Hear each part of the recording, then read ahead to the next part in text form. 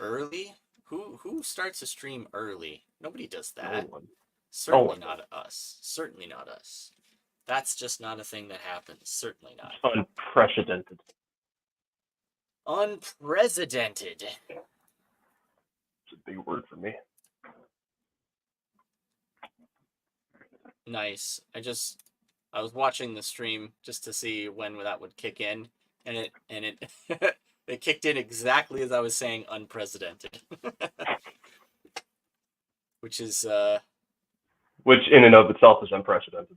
that is unprecedented. It's never happened before, it'll never happen again. No. So Good thing we got that on camera. yeah, so hopefully we get some people in. I should probably do another tweet just to see like, hey, we're live. I don't think they're ever gonna get to a point where they call it anything other than tweets. I think as long as X exists, it's still gonna be tweets. Because like people have been calling them tweets forever. Like I don't think they're gonna get past that. Yeah. Like what else are they It's gonna never call gonna be X. It's never gonna be posts. It's gonna be tweets. It's gonna be Twitter exactly. and tweets. Exactly. I mean I can get behind like X.com, but I don't think I can get past the tweets. It's gonna always be tweets because it's the same platform. Like post is so generic sounding. Yeah, I mean every platform is posts. So keep the Kleenex, tweets. you know? Like Kleenex is a name brand, not every tissue paper is called Kleenex. Right. Well, I like the idea of them doing like having the X, but make it look like a little bit like a bird, like kind of sideways sort of deal. Yeah, I think I saw some of those. I think that would work pretty good because then you still got the X.com and the tweets thing still works. So it's like, why not? You can have your cake and eat it too, sort of situation.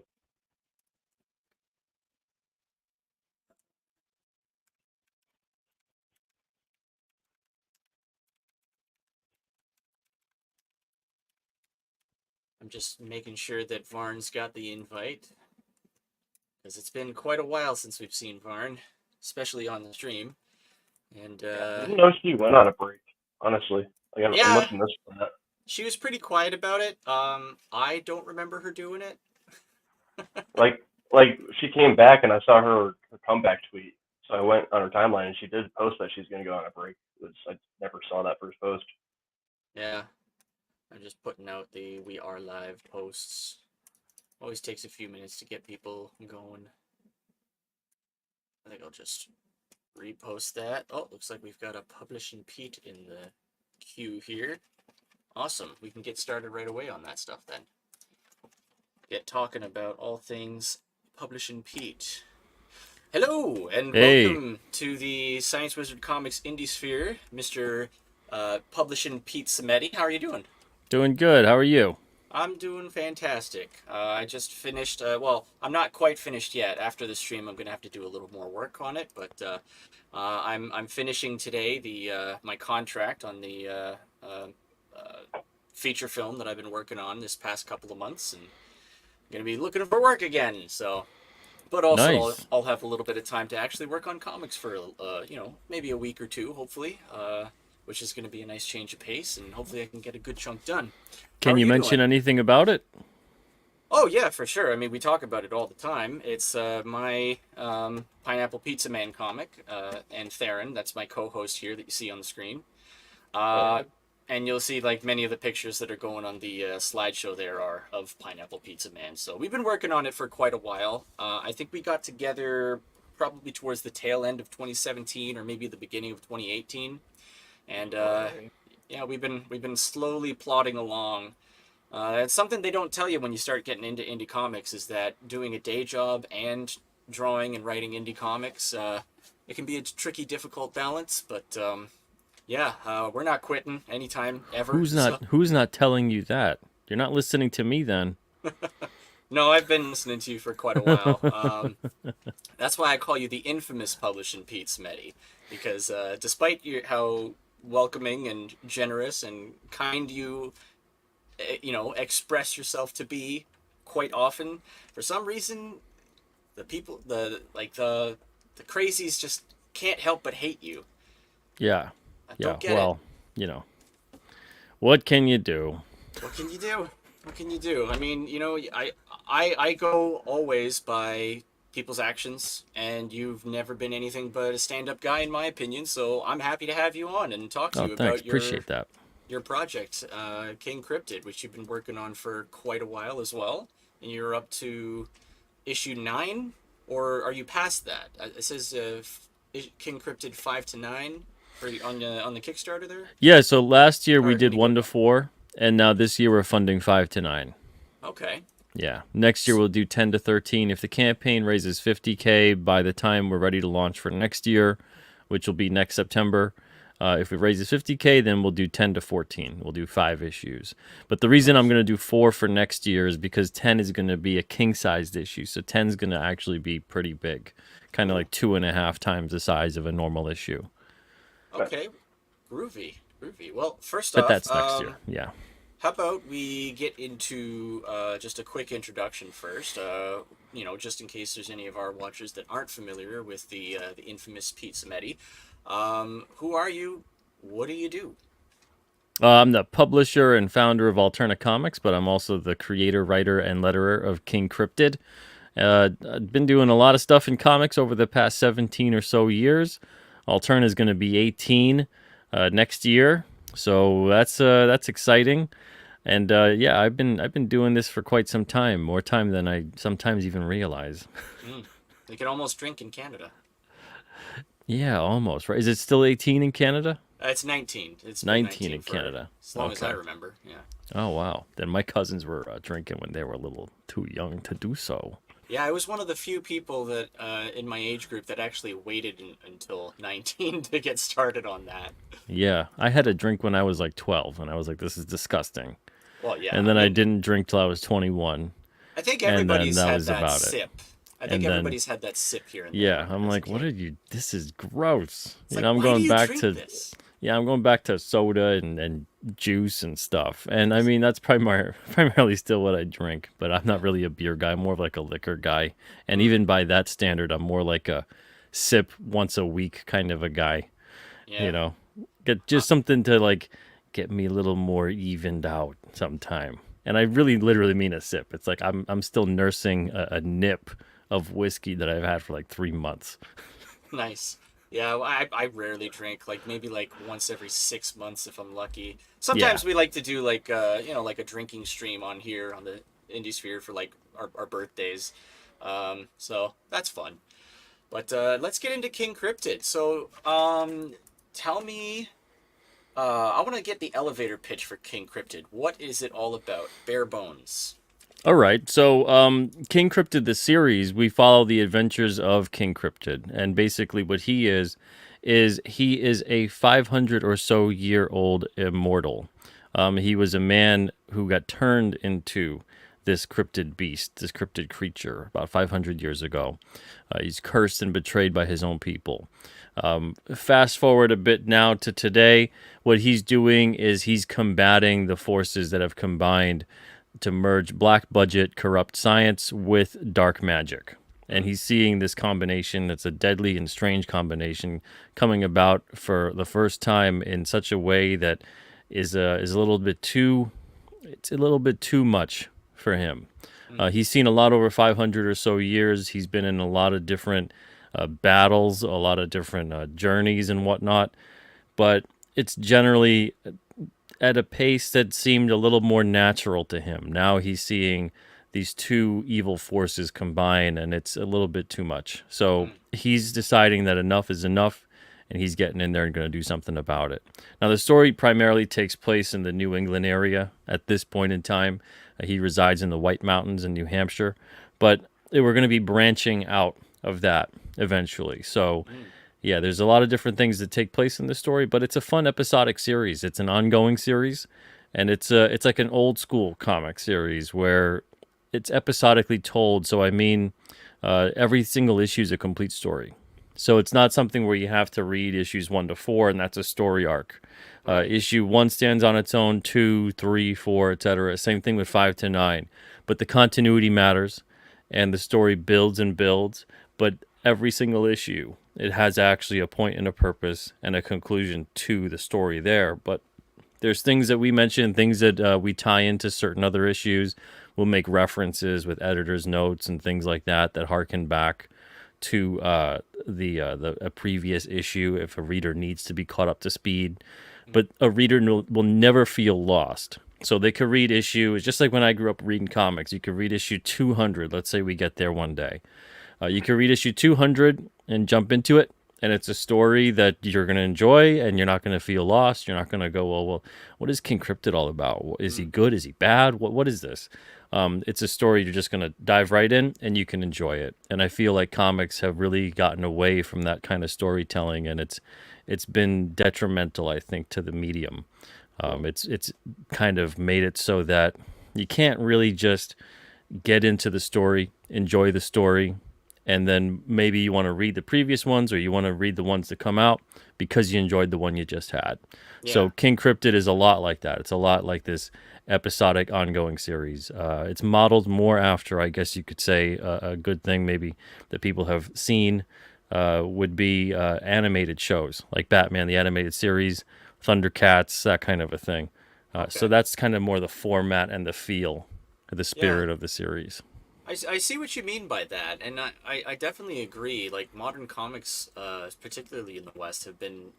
I can see how they'd be very difficult to get into for a lot of people because, like, nobody knows where to jump in. Like, there's no jumping in points that you can, like, easily identify if you're, like, new to comics in general.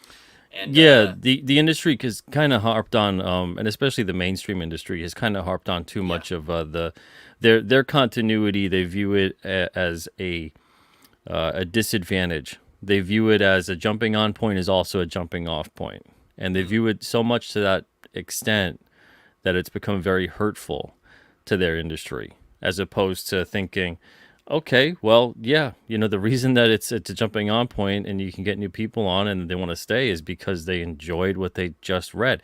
No comic reader would ever go, wow, I absolutely loved this issue. I never want to read anything with it ever again. You're always going to go, I want more. I wonder what else is out there. What else features this character? Who else wrote this book? Maybe what else did they write? It's all these different things. And focusing on character as well, because the King Cryptid series, it's named after the character. It focuses on the character. So we're primarily seeing the world through his eyes, but there's all kinds of different things at play where we have third-party narration, we've got thought balloons, so we bring that back in the series as well. You can really get that feel where you're getting some extra insight into the character and what makes them tick without them having to do the awkward thing that happens in a lot of comics nowadays where, let's say, they're alone and all they keep doing is talking out loud instead of thinking. Or they're in a fight and everything is just talked out loud. Most of the time in a fight, they'd be thinking. Or if they're supposed to be quiet, maybe they're snooping around. They'd be thinking, like, not talking.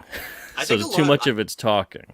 Yeah, I think a lot of that is actually inspired from a lot of modern, like, single-player video games. Because I've noticed that a lot of them nowadays, like, the character never stops talking. They could be alone, they could be with somebody, they could be surrounded by enemies and supposed to be quiet, and they'll be like, I better not say anything, because otherwise they might hear me, and then I could get caught and killed, and it's just like, then shut up.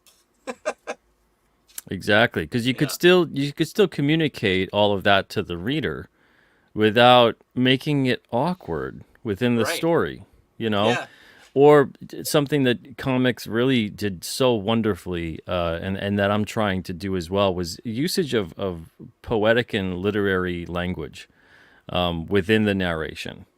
Setting up scenes, kind of opening and closing a story where you're having somewhat of a narrator, but not doing necessarily narration, not doing the thing where they're describing the events that are occurring, but they're giving a juxtaposition or they're setting up a theme that maybe is occurring so that there's more depth within the story, as opposed to just, here's the story being played out. You only have the character's dialogue to go on it. And then almost nothing is said a lot of the time. Too many modern comics, you can go through the whole issue and maybe count less word balloons than there are pages. and then you're done within 2 to 3 minutes, and you're like, okay, so I don't know what I just read, but it looks like the artist did all the heavy lifting. Yeah. So there's a lot of that. I'm telling the story, and that's how a lot of this should be. Is that you're striving to tell the story.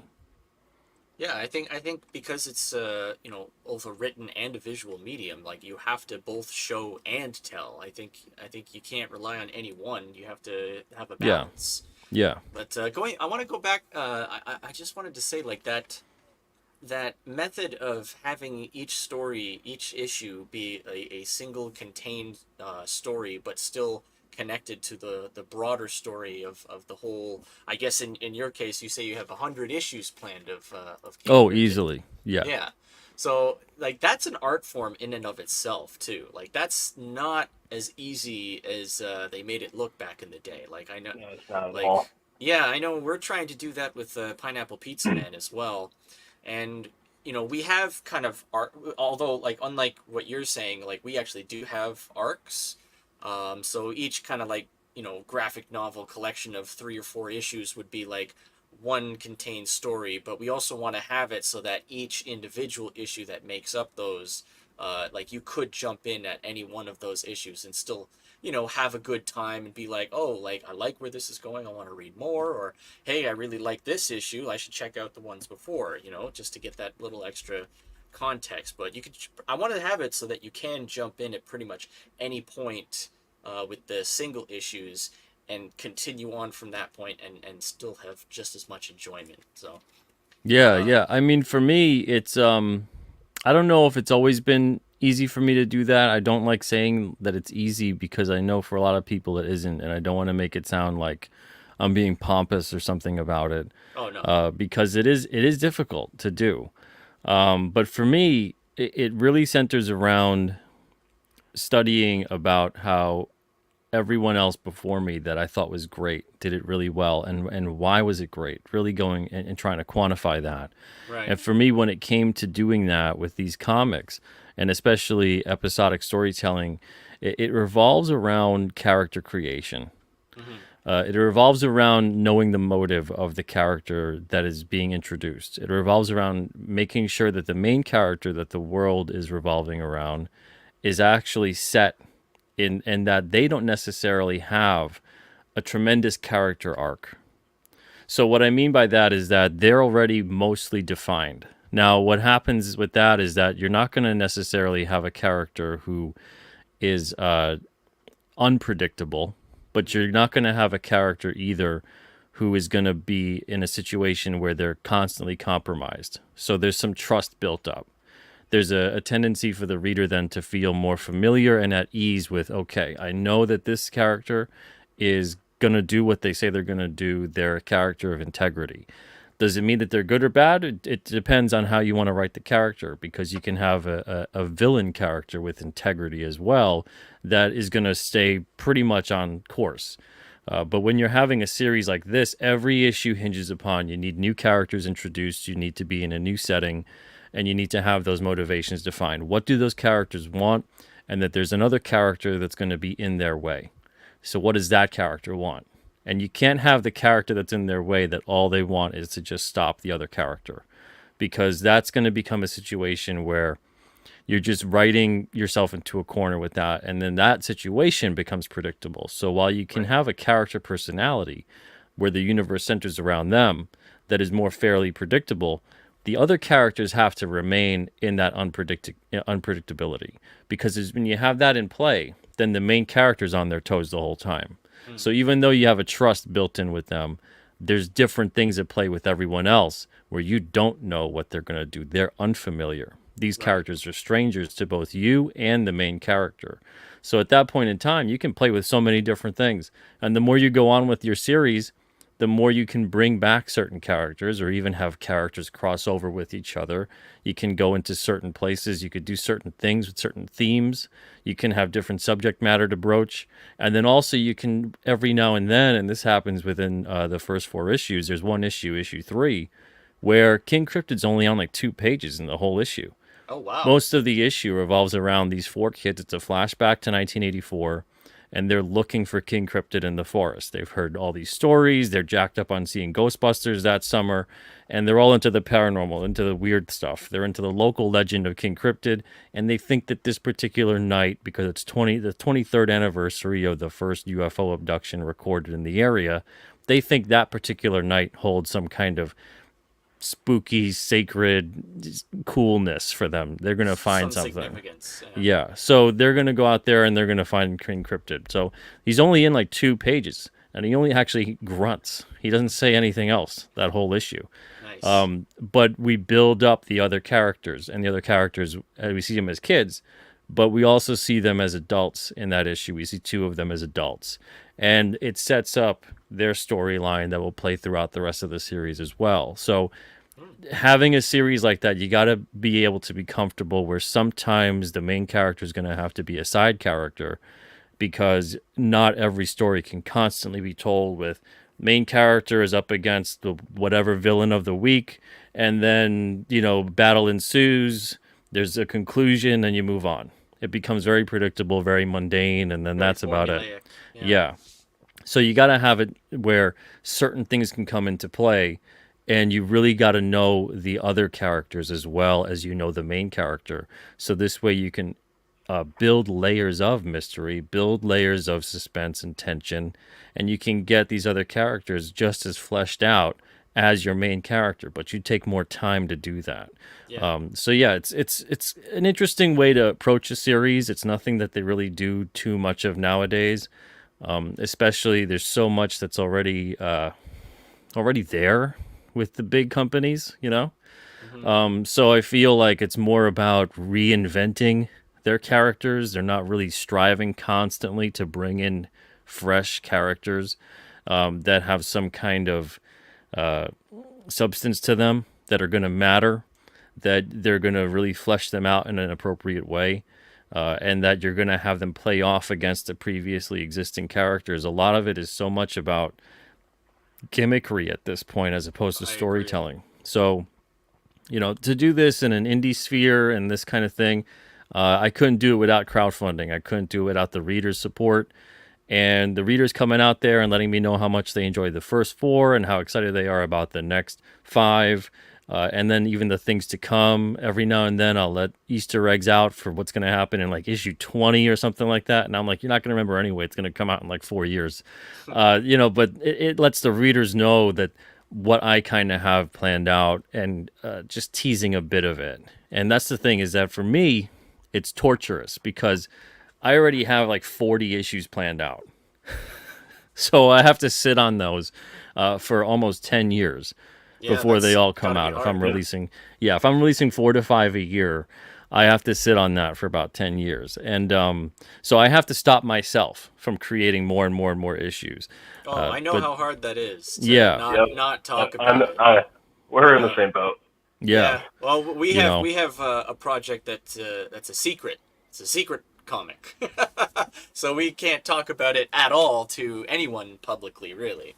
Yeah, So, it's difficult, and you want to just spill the beans because that's the storyteller in you. You just want to tell the audience and almost ruin it for them, but unburden yourself. But the thing is that it's a better story to read than it is to for me to just say it. Oh, absolutely. So I'll always I'll hint at certain things or a character that I want to put in there eventually, but I never reveal anything that's too pivotal at all, because I want the readers to discover that for the first time within the pages of the book.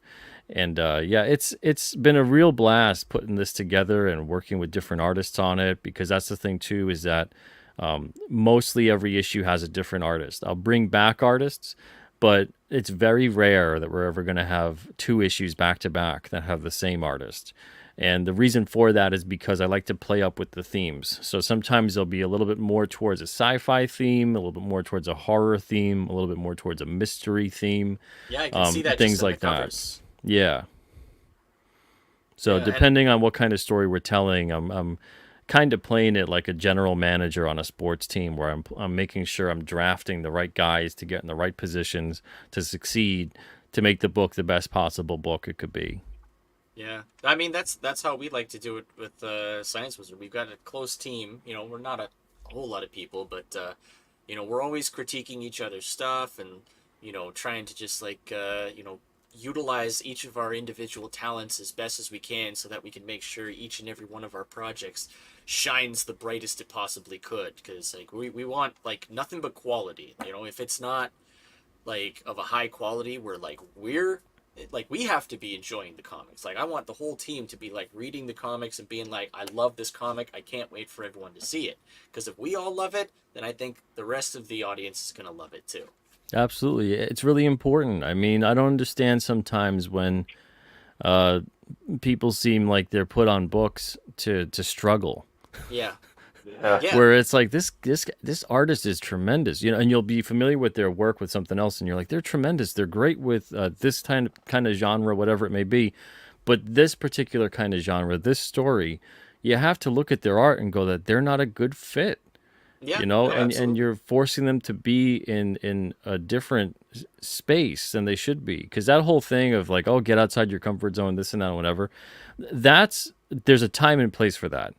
The time and place for that isn't it's the equivalent of when you're working out an idea, whether you're doing it as a writer or an artist. Are you working it out literally on the final, or are you working it out on the side and you're kind of messing around and you're screwing around with it, doodling, just hashing out some ideas, brainstorming, outlining, whatever.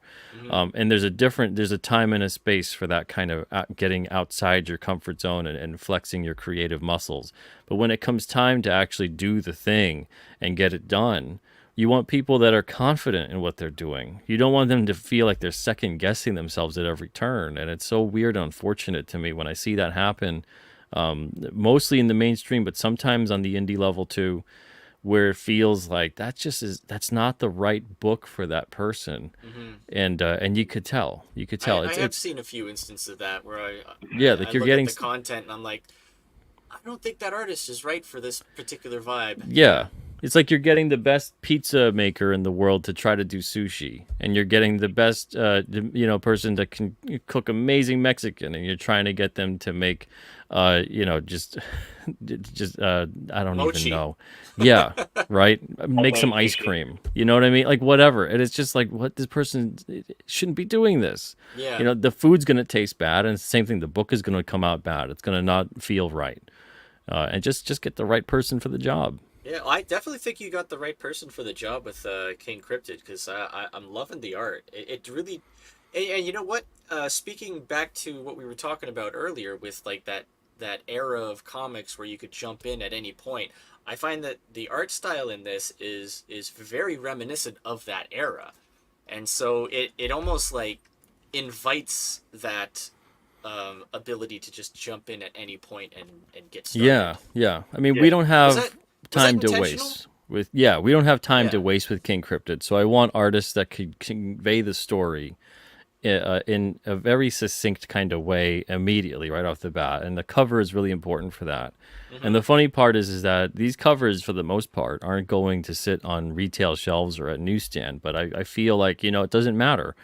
We got to have some integrity behind what we're making, and put together a really good looking cover anyway for people that enjoy that.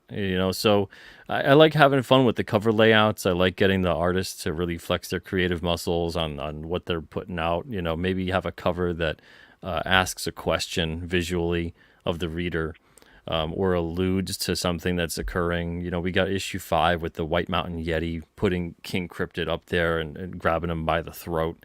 And it's like, well, what's going on? Like, this dude's in danger right here. That's a really strong creature that has this guy lifting him up. And King Cryptid's a big dude. He's 7'2", 400 pounds. Yeah. So it's not easy to do that, and it's like, wow, maybe he's gonna be up against a real tough time. Yeah. And it's just classic stuff. It's classic comics. I'm not worried about a Netflix budget. I'm not worried about, counting the little hairs on King Cryptid and making sure they're okay and everything's like hyper detailed.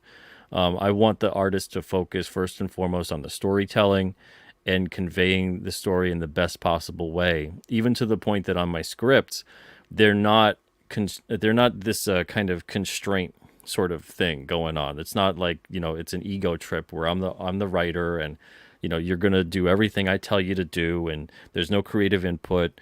And here's the camera angle, here's the amount of panels you're going to do, here's all the dialogue, here's the narration, here's my scripts are just, here's the scene. It's me telling you the story. Here's the emotion behind the scene. Only very vaguely will I put in something that's like it's supposed to be a splash page, or we'll focus on this one character because that moment of dialogue or that scene is pivotal. But other than that, it's like, here's the scene, describe it, draw it out as best as you can. And then they'll send me back thumbnails and we'll do approval process, then the pencils, the inks, colors, whatever it may be, if that issue's in color. Even black and white issues, we have that too, because sometimes it just makes more sense to go into it with black and white. I like that. Yeah, no, it's a very collaborative way to do it. It's very reminiscent of how we're doing things at Science Wizard. Nice. Yeah, like well, Theron here, he'll start with a script, and then I'll go in and edit that, and then we'll go back and forth a couple of times just on the script, and then that'll give me a good idea of what to do with the art once I start getting into that, and I'll do like my roughs and plan it out, and we'll go back and forth a little bit just to make sure that I'm on the right track. But yeah, like sometimes we'll a lot of the times what we do is like, well, it's very difficult to plan for some of this stuff, especially when you talk about like action scenes, because we'll go in and Theron will have written like maybe like 2 pages or something like that, or 3 pages to describe the action. And then once I get into it and start drawing stuff and thumbnailing it out, and I'm like, oh, this needs a lot more than 3 pages to be able to convey all of this action that you described. And so it ends up being like 20 pages worth of action. And I'm probably over exaggerating a little bit on that. I haven't done a page count of just the action, but yeah, pretty close to that at times. But like, yeah, like sometimes, do you ever find like you tend to let like the pacing of the story kind of almost dictate itself, because... Yeah, I think that's important. I think that's something that has to be done within the story. And I mean, it's an old adage where it's not just writing, no one writes, they rewrite. Yeah. So it is about the rewriting process and nailing that down. So I'm always kind of crafting the stories and then rewriting them in my head, and then putting them down. I'll just kind of edit as I go along and then take another pass at it before sending it off for the artist to work on. And that's always there, is making sure that the story is being allowed to do what it's got to do, but then whittling it down to the most pivotal and important parts. And there's no decompressed storytelling in King Cryptid. We make use of every panel, every page, and everything's important. So it's not one of those books where someone can go, oh, I can just flip through. It looks like I'm not going to miss a whole hell of a lot. Right. Every single thing is you got to read it. You got to read it to know absolutely what's going on, because it's all important and it's all there. Connects. It all connects. It's funny because like I have like the rough version of my comic here. And like even the covers changed. We did like a very rough version, so like all of my my rough art before I even went to pencils, before I even went to inks, and just to kind of like make sure we got the pacing right, that it read right. I don't see many people doing that in comics, indie or otherwise, where they would do like the roughs in print just to see how it's feeling. But even then we ended up feeling like, oh, like we needed to add a few pages here, add a few pages there, and I find that that's something that like when it's all on the screen, on like a PDF file or something, like you can get a pretty good idea of it, but until you actually get it on the page, I found like you don't really get the full picture of how that paces out. Well, yeah, I mean, the more you do it, the more you get accustomed to how it's going to play out, especially page turns, because page turns are really important. So you get that effect of, as the page turns, you want to make sure it's turning to a reveal of some kind. Yeah, and we've definitely gotten better at planning that stuff as we've gone. But that happens the more you do that, the more you make comics, the more you kind of are lived in with the language of comics. Yeah, I love this. I love like talking to someone who's more of a veteran, and us who are literally starting out with our first comic. Newbies. Yeah. Yeah, it takes time. You got to be patient with yourself. And I know sometimes it's not easy, especially when you've got a lot of ideas and you got a lot of energy and enthusiasm and you're really excited about it. I've seen a lot of people really kind of rush to make a comic, and they're not learning any of the basics. They're not studying comics. They're not yeah, trying to figure out, what is it about the ones I love or the ones I keep coming back to reference. What is it about those that I really like?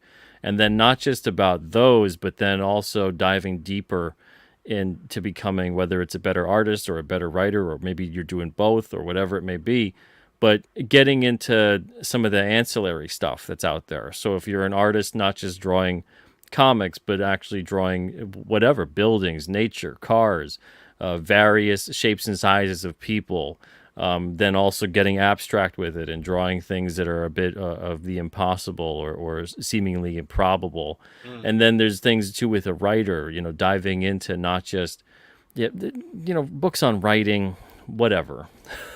Yeah, it's hard for me to recommend books on writing because they all kind of follow the same sort of structure and the same sort of tips and the same kind of guidance. And I think it produces, we see a repetitiveness in a lot of stuff like that. But to really become a better writer, it's about studying people, studying motives, studying why are people the way they are. So, learning about psychology and philosophy and reading biographies, or hell, even just if you don't want to read them, watch documentaries about them.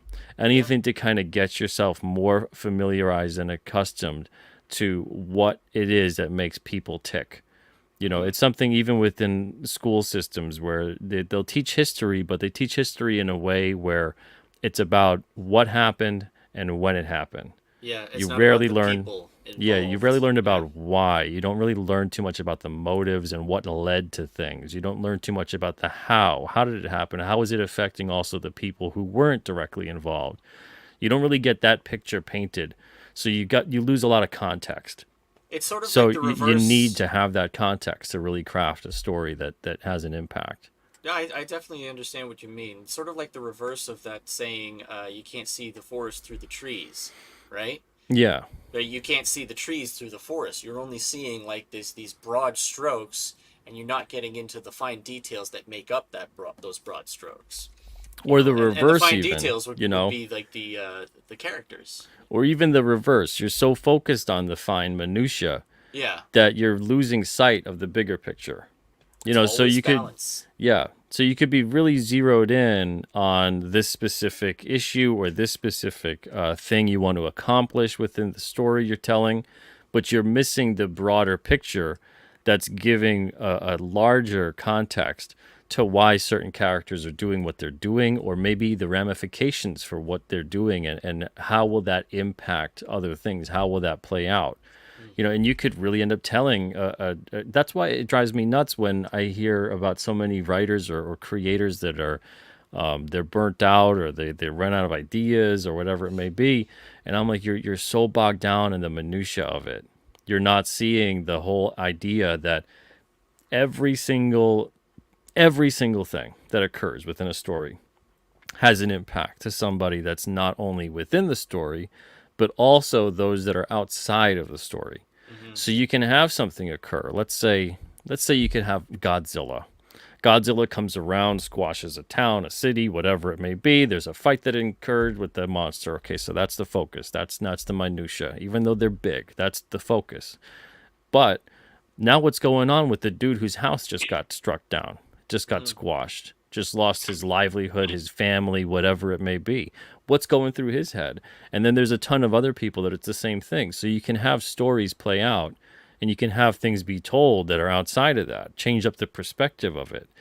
So there's all kinds of different ways to approach these different kinds of stories. So when people are like, I don't know how to tell this story anymore, I don't want to, I feel like it's one of two things. You're either concentrating too close on it, or you're truly not in a zone where you're viewing this as these are events that are truly occurring within your story. How does that impact everything else around it? Because once you start to take in the larger world, you're like, wow, there's a billion stories to tell. There's never a story to run out of telling. you know, and you can do it in a compelling enough way by making that kind of theme resonate for the reader, because there's all types of different things that you can do, and you can have these things play out. So it really is interesting to me whenever I see that, because it's not just the motive of just make a story with a character and put in another character and do that. That is just the basis. And Yeah. from the basis right there, you should be hitting the ground running once you're able to identify what it is that they want, what are they trying to achieve, and why aren't they able to achieve it. See, And that's it.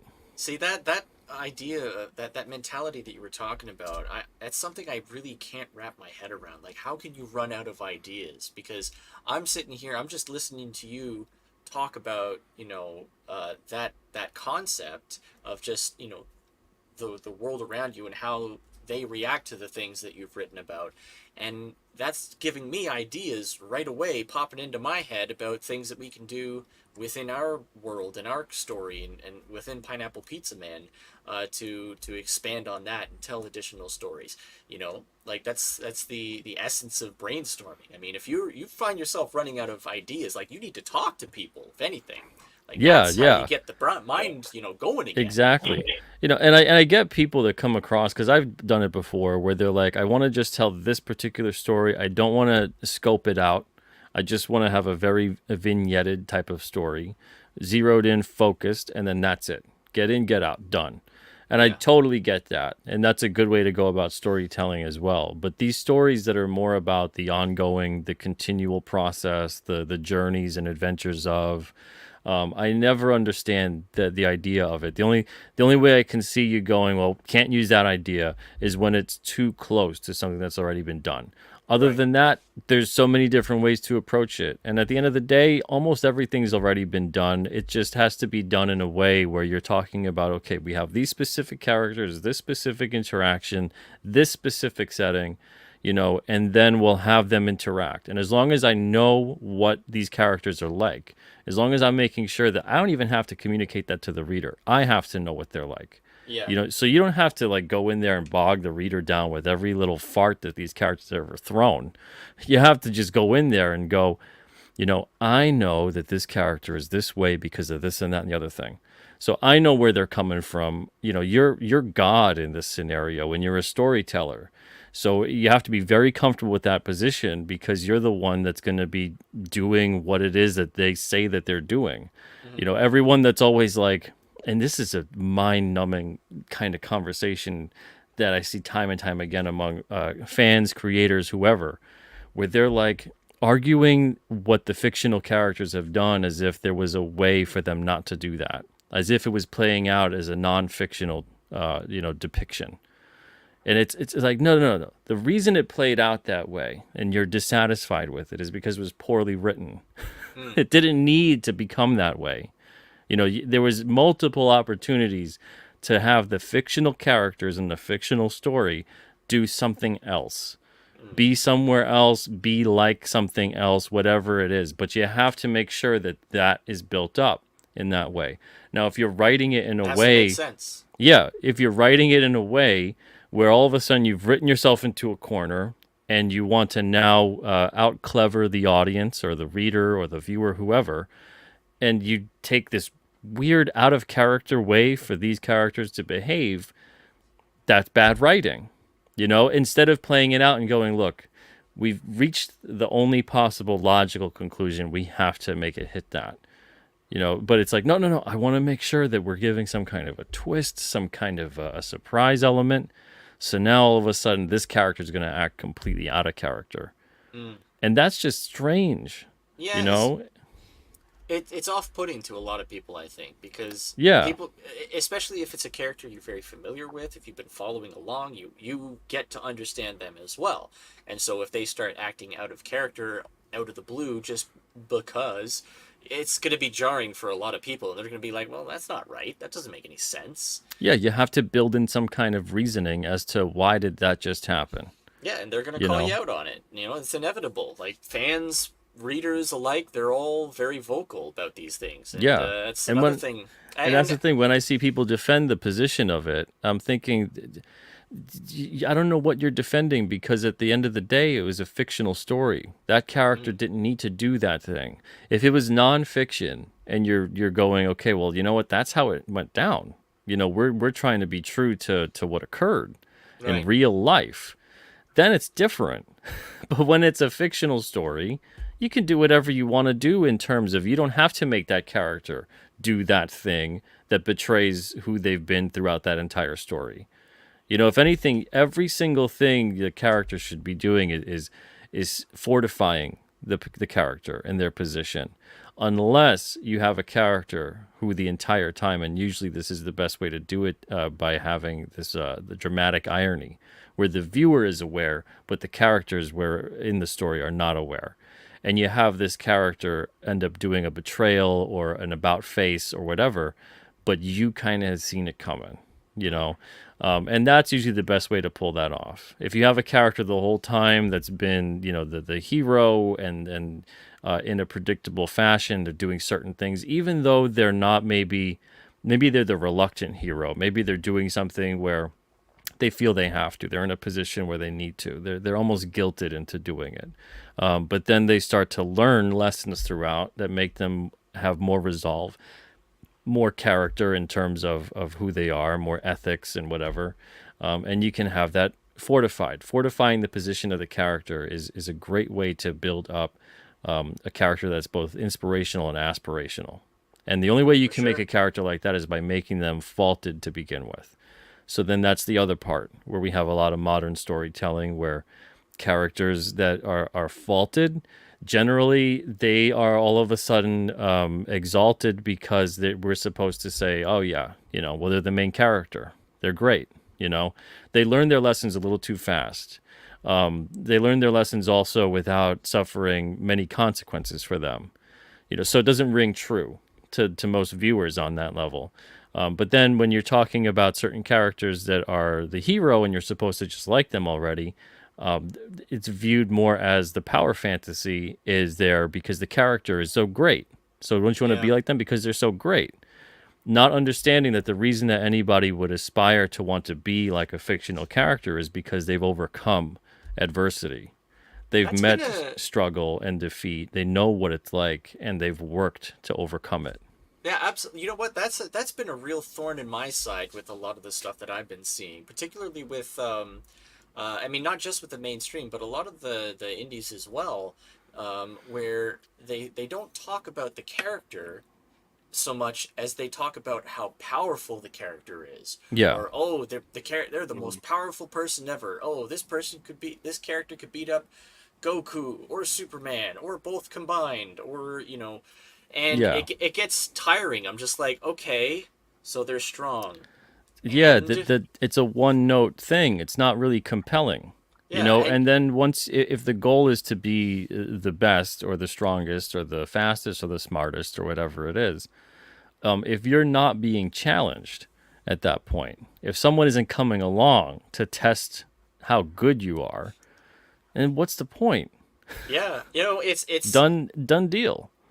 it's funny because we see this especially with like the comic book based movies and such, especially the ones with like the female characters like Captain Marvel. They keep doing this stuff like all of their advertisements. It's like, oh, she's the strongest in the cinematic universe, or she's the strongest ever. She's the strongest. I'm just like, I don't care if they're strong or not. Like, Yeah. who's not the I strongest is Hawkeye, but people really like Yeah, that character. It's not about strength, like it's not about power, it's about character, and so yeah. many people forget that. Yeah, it's a strange thing because it's also not about anything superficial. And again, the power set is superficial. Right. The Absolutely. the inner strength is what really matters. So to discuss something about that, about the character that has gone through hell and is still managing to not say, you know what, nuts to the world, I'm gonna make it feel my pain. Now that's a villain. Yeah. But the character that goes through hell and still wants to try to do the right thing, still wants to try to be there and help people, still wants to try as they might, even though they might even fail, they might even die trying. they're going to try to do the right thing and be there. That's inspirational. Those are the characters that people care about. And to see a character over and over again be championed in a way where the superficial traits are the things that make them great, it's producing a shallow mindset among people, and it's also creating a weird culture where all we think is if you know what you see is what you get. Yeah. So if you look at someone and they're of a certain way, then that must be how they are, and then it creates a prejudicial mindset. So it's actually, you know, for all the talk of championing diversity or whatever it may be, it actually is championing homogenization. I agree. So it's formalism. Like yeah, it's like to fit into the little box of what it means to be great, and that's it.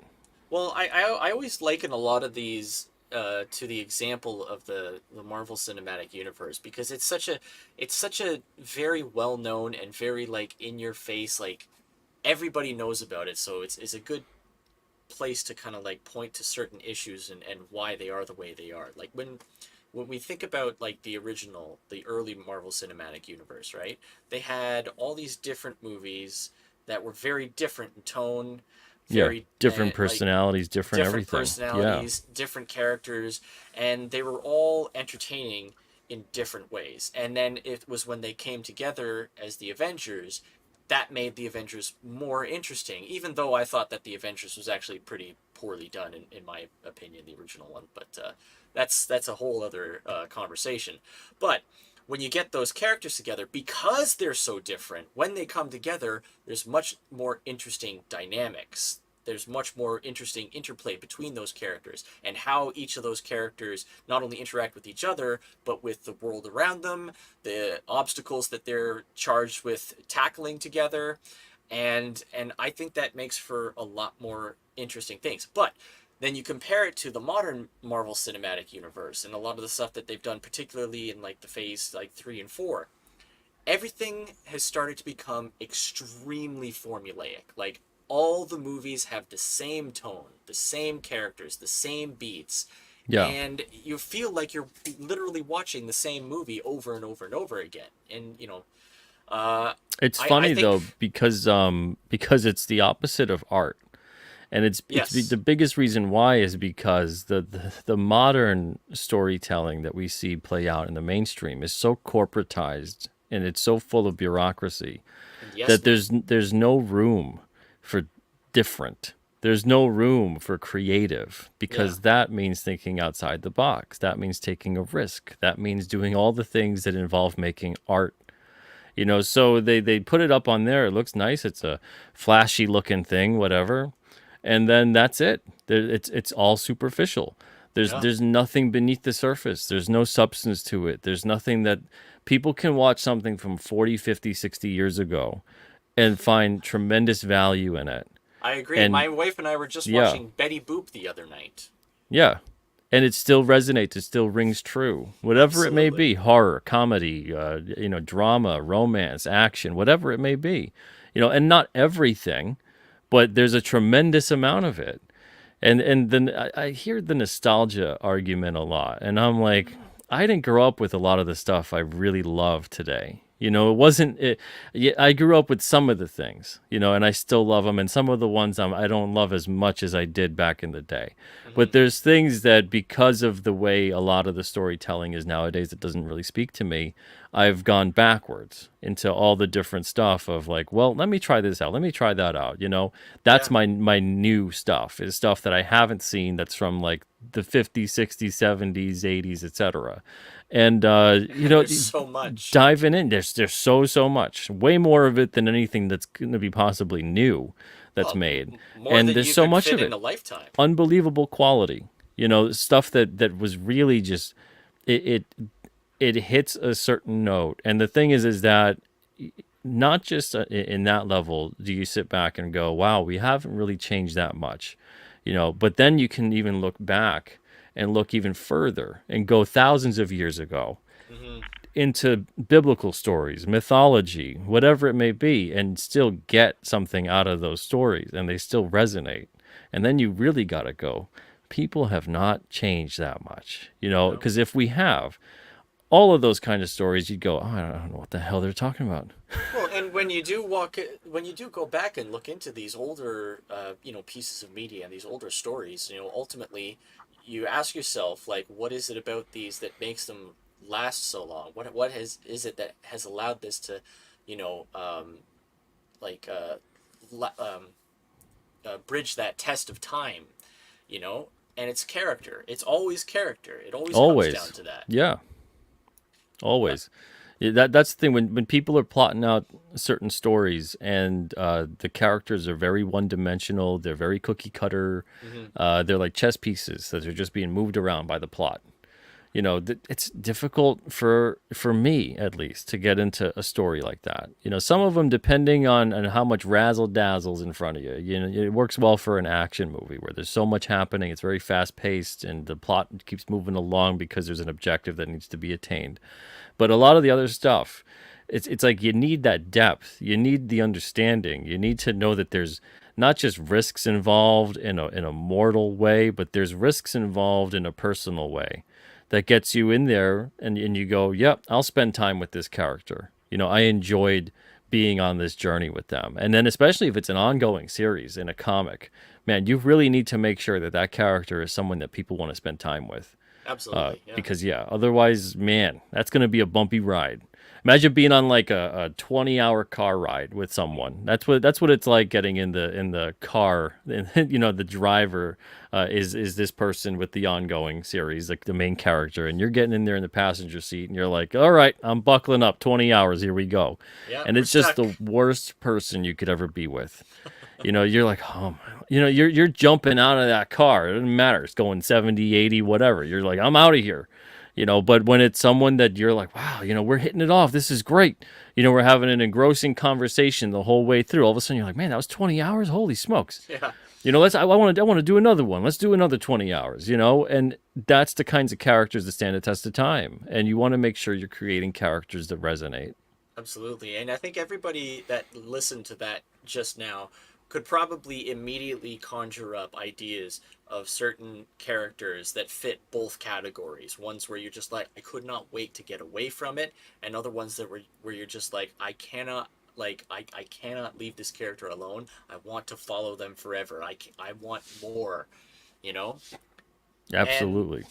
And for me, the first two that came to mind was for the good side, John Wick. I loved those movies. I think he's a great character, and it's so much more depth than just like the great action within the films. There's a lot of character within that I think gets overlooked a lot of the times because the action's so good. And then the one for the bad one where you're just like, I can't wait to never see this ever again and hopefully forget that it ever existed, was this movie I saw. I think it came out the same year as Batman v Superman. I think it came out 2016. It was called Bad Moms. And I hated Bad everything. Moms. It was awful. It was. That sounds bad right off the bat. It was a truly awful movie, but like. That sounds like something Amy Schumer would be in.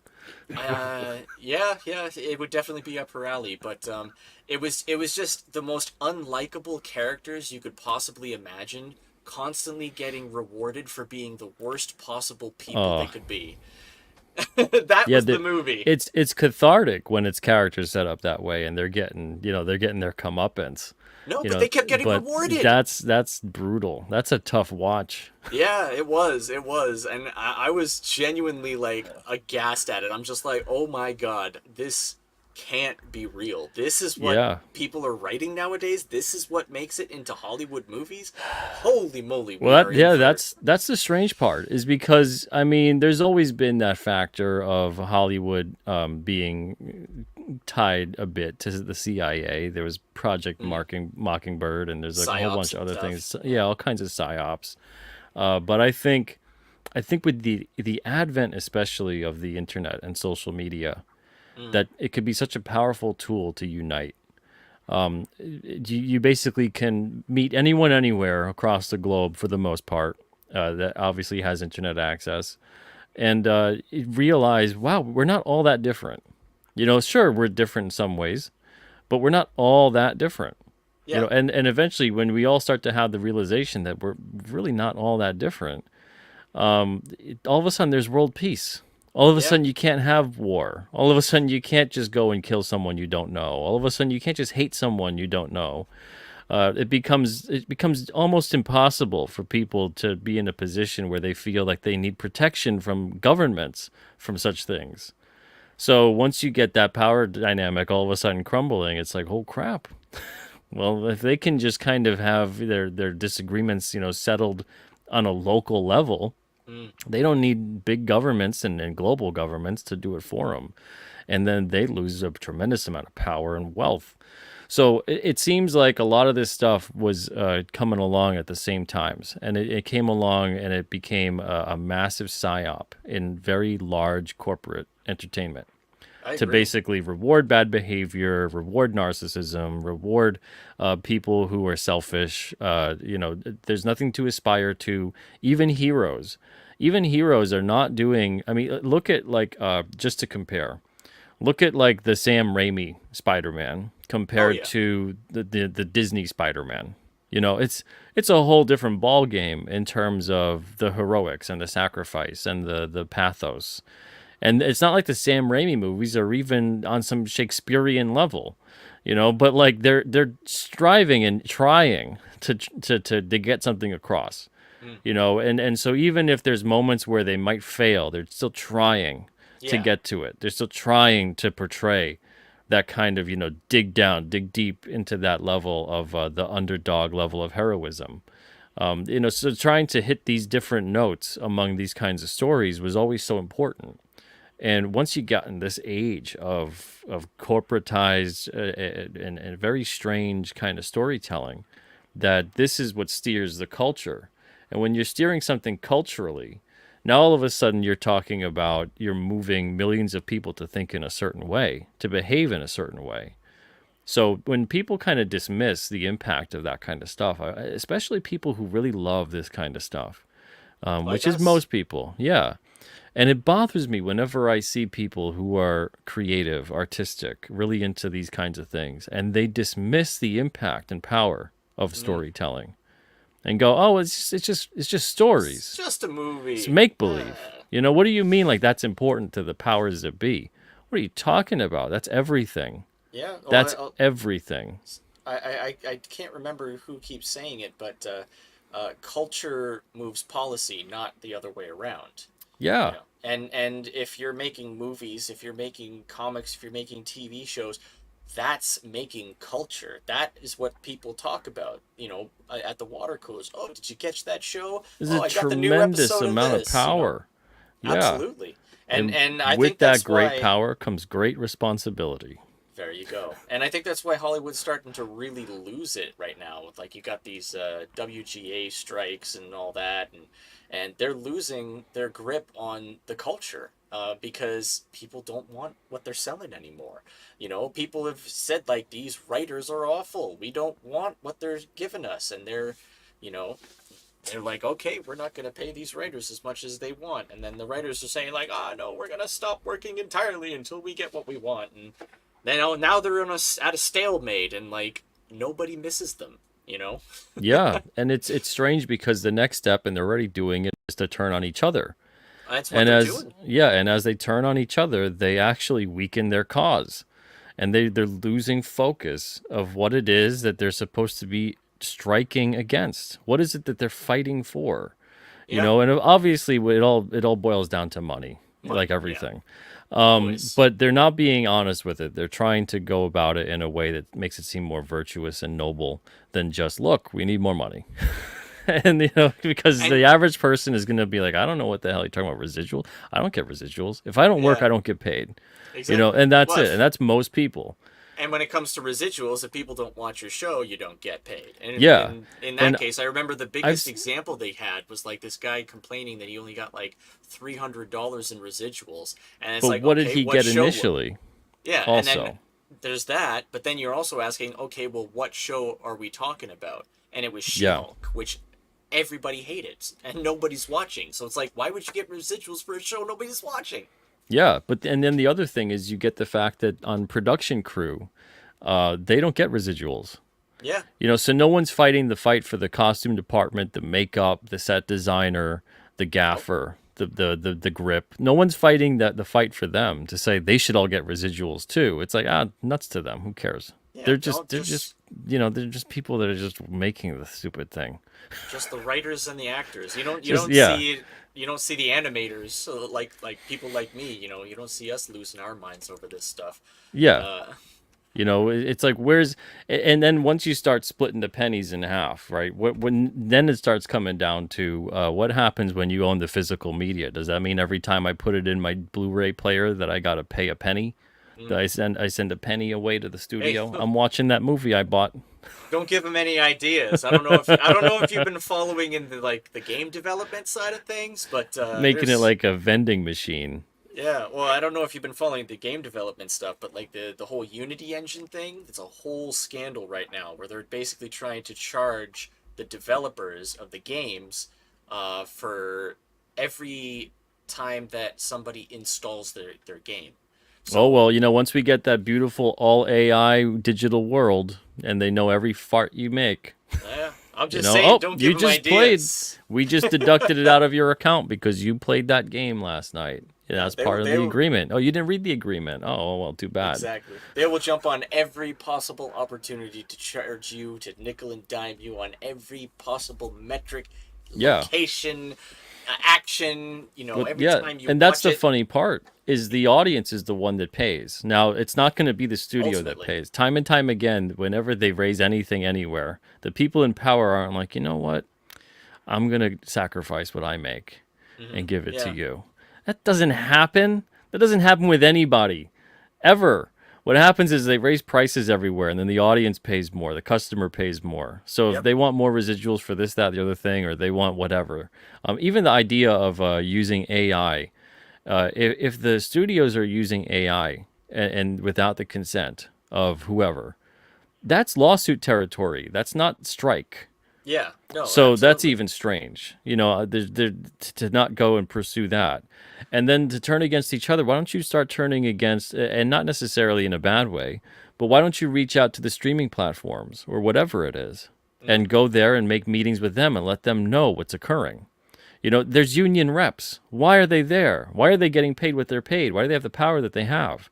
They're supposed to be the ones doing these closed door negotiations so it doesn't get ugly and all of a sudden cause a complete and total breakdown because the public is being now leveraged against it, going like, oh, don't you care about us, public, to people out there? Don't you care about us? These are the big, bad, evil, horrible studio people. And then the studio's like, you just said, what? Why the hell should I give in to you?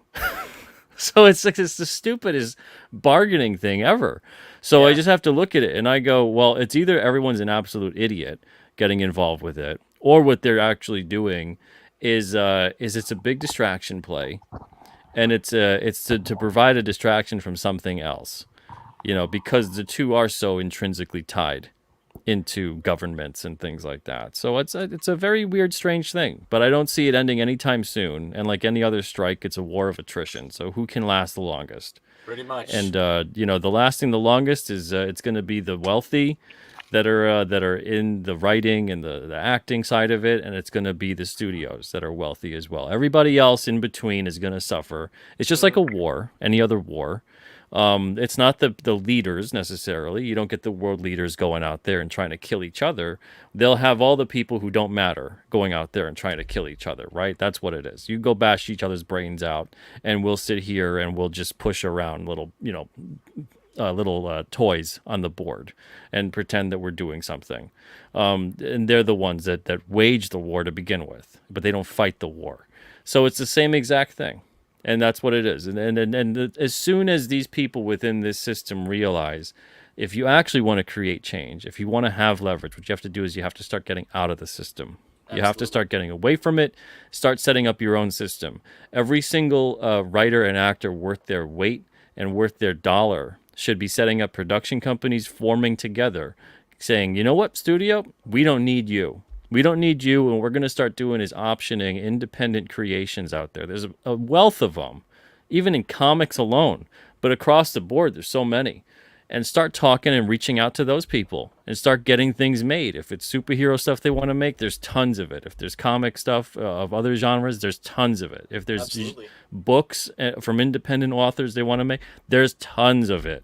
There's Not no only that- reason to sit there and go, yup, got to play to the studio system for the rest of our days. Absolutely, and not only that, but like when you really think about it, you don't even have to have an established comic book of a character to be able to make a movie about a superhero. You know, I mean, Yeah. I remember like some of the superhero. Look at RoboCop, right? Right, exactly. That's one of my favorite films of all times, of all time. And you know, a lot of some of my favorite superhero movies that I grew up with, they were not based off of a comic book like Meteor Man or Blank Man. You know, that was just like they wanted to make a silly, you know, superhero movie with David Alan Grier and Damon Wayans, and I'm just like, hell yeah, I love those actors. They're super funny. I like superheroes, and it was a great Or that film. movie, what was it, Hancock, right? Wasn't that with Will Hancock. Smith? Yep, thank you. Yeah. Yeah, with Will That's a good Smith. movie. You know, not based off of a comic character, but like suddenly, you know, all of a sudden they're just like, oh, we can't make a superhero, you know, story unless it's based off of something that's already established. So, but it's like most of the audience don't even know these characters until you make the movie about it, you know? Like the Guardians of the Galaxy, like even a lot of people who read comics didn't know about them until there was a movie made about it, you know? Yeah, probably couldn't name one member of the team, Exactly. you even know? if they'd heard the title. Right. You know, but yeah, there are tons of things. But that's the craziest part to me, is Yeah. constantly being in a position where you want the other side that has the power to give you a little bit more, a little more breadcrumbs, and you think the way to attain that is to vilify them, and then you'll get what you want, right? Yeah. But it's like, okay, once you reach that point, there's no more negotiating. So what you have to do is you're going to have to leave, and you're going to have to leave and put them in a position where they're like, crap, they're doing better without us. And it's going to take a little more time. Now, I see some people out there arguing that kind of stance because others have said it too. And they're like, well, certain people, they just can't go in there and create like this big budget studio film. And I'm like, you know how many films are made that could be amazing with just $1 million? Not Yeah. even. You know how many filmmakers do that on a daily basis that are independent? Well, some of I the mean- best movies I've ever seen were like micro budget films. Yeah. know? Yeah. Like, do you think Evil Dead was on a huge budget, or even Evil Dead 2? You know, And that was- yeah, and if anything, nowadays technology's on the side of the savvy filmmaker, and you can Yeah. shoot this amazing looking movie on a shoestring budget. right, you could make like for the amount of money that they've spent making, you know, the original Evil Dead. You know, you get some like talented, you know, visual effects people together, and you could make like a far more visually, you know, Yep. impressive film for the same budget. You know, I mean, you know, with inflation and whatnot, you know, Yeah, yeah, absolutely. but like, you And know, maybe even hell, go to crowdfunding. yeah, you yeah. know? I mean, there are some decent movies that were made with crowdfunding. I think Yeah. the Sound of Freedom was largely made off of crowdfunding. Wasn't Yeah, it it I think was so. equity based crowdfunding. Yeah. Yeah, With, and with that people was bought into it. Yeah. that was one of the best movies I've seen this year. You know, Like- and there's people out there. There's actors out there. There's directors. There's people out there that have their own production companies. But usually they team up with the studios to get even more money involved. But Right. they don't need to do something like that. You know, go back to basics. And that's the other thing, too, that we were talking about in the beginning, is it should harp and focus around trying to make the best story possible. Everything else is just bullshit. Yes. Make the best story possible, make the best characters possible. If you're thinking that you build it up first by thinking about the superficial first, Yeah. what they look like, who you're going to cast because diversity and quotas and whatever other crap, you're going to obviously make a bad piece of art. That's like if you limit your color set for your painting or for whatever it is you're doing. You know, you're only going to make something that's going to be so good. Instead, if that's the approach, is like, I'm just going to use red today. I'm going to use red, yellow, and brown. You know, and it's like, if that's your approach of I'm just going to use these colors, I don't know what the hell I'm going to make, and I've never really thought about it, but I'll make something if I just keep messing around with those three colors. Like that's the way this kind of storytelling is being approached. It's being Pretty approached as much. if like the colors matter, the superficial matters. Well, I'm making a great thing because great paintings also use color. It's like, well, great paintings require a lot more than just putting some color on the canvas. Hmm. You know, and you have to understand where you're approaching it, how you're composing it. What is this painting tackling in terms of the theme, the subject, whatever it is? It's the same thing with storytelling. And the Yeah. fact that most people are approaching these kinds of stories on the superficial first and thinking that those are the things that are going to matter, these are the things that are going to resonate, it's so freaking stupid. I can't even go on trying to have niceties about it because it's insane. It's No, I get it. absolutely insane. I get it. I mean, I always say, like, the more money that you have invested in a creative project, the more likely it is that you're going to learn the wrong lesson when it fails. That seems to be the pattern with like all this Hollywood stuff too, like Yeah. and with Marvel and DC and like the mainstream comics and stuff like that is they're throwing all this money around and they've got so much money invested in these things, and anytime something fails, invariably, almost every single time, they learn the wrong lesson from it. And they always Oh end up yeah, doubling yeah. down on something And it, stupid that just makes it worse. and instead of a $200 million movie, why not make 50 movies with a $4 million budget? There you go, right? Spread out your margins. Yeah. Anyway, I And just hey, want to. Narwhal. I was just gonna say, I just wanted to welcome Narwhal to the stream. She's Hi. one of our science wizard Oh, bros. it's another narwhal. Interesting. Yes, a different narwhal. This is the strawberry. This is the strawberry flavored narwhal. But yeah, we were just talking to Mr. Peter Simeti about his King Cryptid, and as I was hoping, because I love this about Peter, is we went down a crazy rabbit hole and ended up into very philosophical and real world territory in this rabbit hole, which is always a fun thing with you, Peter. I must say, I love that. Thank you. I mean, and again, it's because everything's connected. Everything's connected. Yeah, So I agree. you can't go about it in one way and then close yourself off from saying nope, that has no connection to that whatsoever. Everything is connected. So when it comes to storytelling, when it comes to coming up with character creation, when it comes to something that you think is there's no possible way this could be connected to anything else, it's so fantastical. It's so removed from reality. It's connected. Yeah, Sorry, it just is, and there's nothing bad about that. If anything, that you want that. You want to understand and put your finger on the pulse of that. Yes, that is connected because that's how you have stuff that resonates with people. That's how you have things that stand the test of time. That's how you have things that people that maybe they read it 100 years from now. You're dust. You're rotting somewhere or whatever it may be. You're dead. But they have now seen it, discovered it, whatever it may be, and they're reading it and they're going, wow, this is incredible.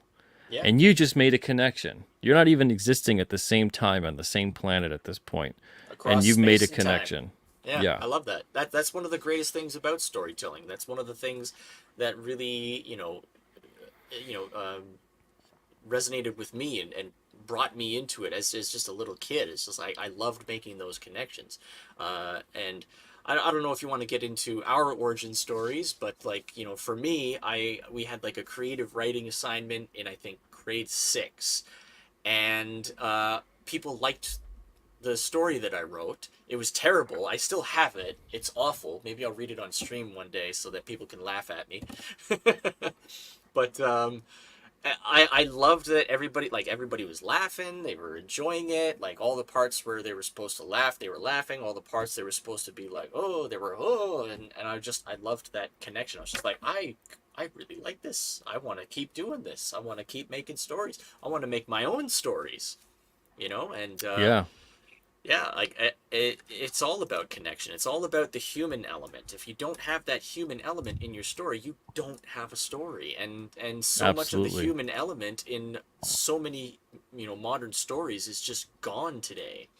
And it really is like one of those two things. People are either not seeing the forest through the trees, or they're not seeing the trees through the forest, right? They're always either focusing on something too big, focusing on the little tiny details, and they're not getting that proper balance so that people can get like a, a well-rounded experience. Yeah, And totally. and so, I'm glad to hear this from you, Peter. It makes me more excited for King Cryptid. I think I'm gonna, pick up those first 9 issues, Yeah, through go for through it. and check them You'll out. enjoy it. It's a fun time. I'm getting Something that. that's really great about this series, other than creating it, of course, it's fun. But it wouldn't be half as fun without readers to be there for it. And when I'm getting people writing in that have been reading Alternative for years and years and years, and they're like, this is the best thing that you guys have ever made. Nice. Or coming in there and going, I didn't realize how much I missed episodic storytelling until I read King Cryptid. You I know, don't doubt it at and all. just to get messages like that almost on a daily basis, it's been incredible. And that's been something that like anything else, whenever you create something, there's always things about it that you're not going to be able to predict. Hmm. And the reception of people, you're never really going to be able to predict. You're going to have your hopes about it, but you can never really nail it. You're never really going to know. And that was one of the ones that when I started getting people coming and sending messages like that, and I was like, wow, I'm so glad this is hitting where it's supposed to, and that it's almost like awakening something in people again, that they're like, oh yeah, this is how stories can be. This is how comics can be. I've Hmm. kind of forgotten, and it's been great. That's been such a wonderful part of it. Well, many of us have never forgotten. Now, I wanted to ask a couple of questions about King Cryptid, um, particularly about like the cryptid aspect of it. Are you a big like like UFO paranormal kind of big into Oh all yeah, those yeah, Bigfoot absolutely. stuff? Yeah. Yeah, I've been into all of that kind of stuff. Anything that's mysterious, unexplained, unknown. I've been into that longer than I've been into comics. Not by too Nice. long, maybe like a year, because I was one of those weird little kids that's taking out the Time Life books at the school library.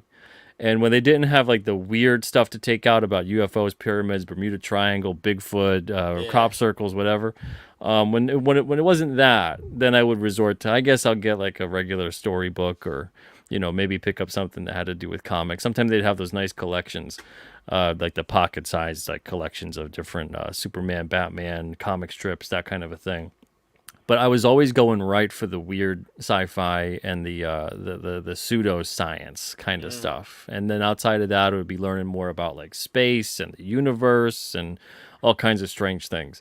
But that really introduced me, or made me, I should say, fall in love further with comic books. Because comics were always around. My mom liked them because her brother really loved them, and man, he had a collection that probably would have been worth a fortune today if his older sister, didn't throw them all out on him. He had like all the first No. appearances of everything you could think Man, of, Oh, that's brutal. and he's like, oh, he tells a story, and he's like always on the verge of tears. He's like 12 years old. He comes home one day, and all X-Men #1, Spider-Man #1, Amazing Fantasy 15, Superman #1, all these comics he had, Fantastic Four he had all these like comics, dozens of them. And he had him under his bed, and his older sister throws him out. It's like, it's time for you Oh. to become a man, and she was Yeah. much older.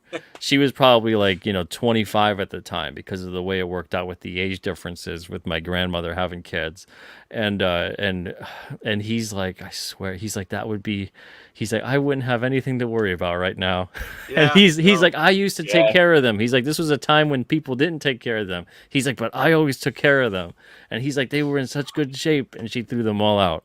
I was the exact opposite of that sister. I actually, my older brother, he used to be really terrible with how he treated his comics, and it always bothered me. Like all his comics, like they were always like falling apart, and like the staples were coming out, and like there was rips and tears in them, and I had just like we've always kind of had like sporadic comics here and there, like just whatever we could find at the convenience store, because we never had a dedicated comic book store Yeah, all the time. yeah, same here. Yeah, but then like the 7-Eleven at one point got fantastic, like they started getting the Heroes Reborn comics.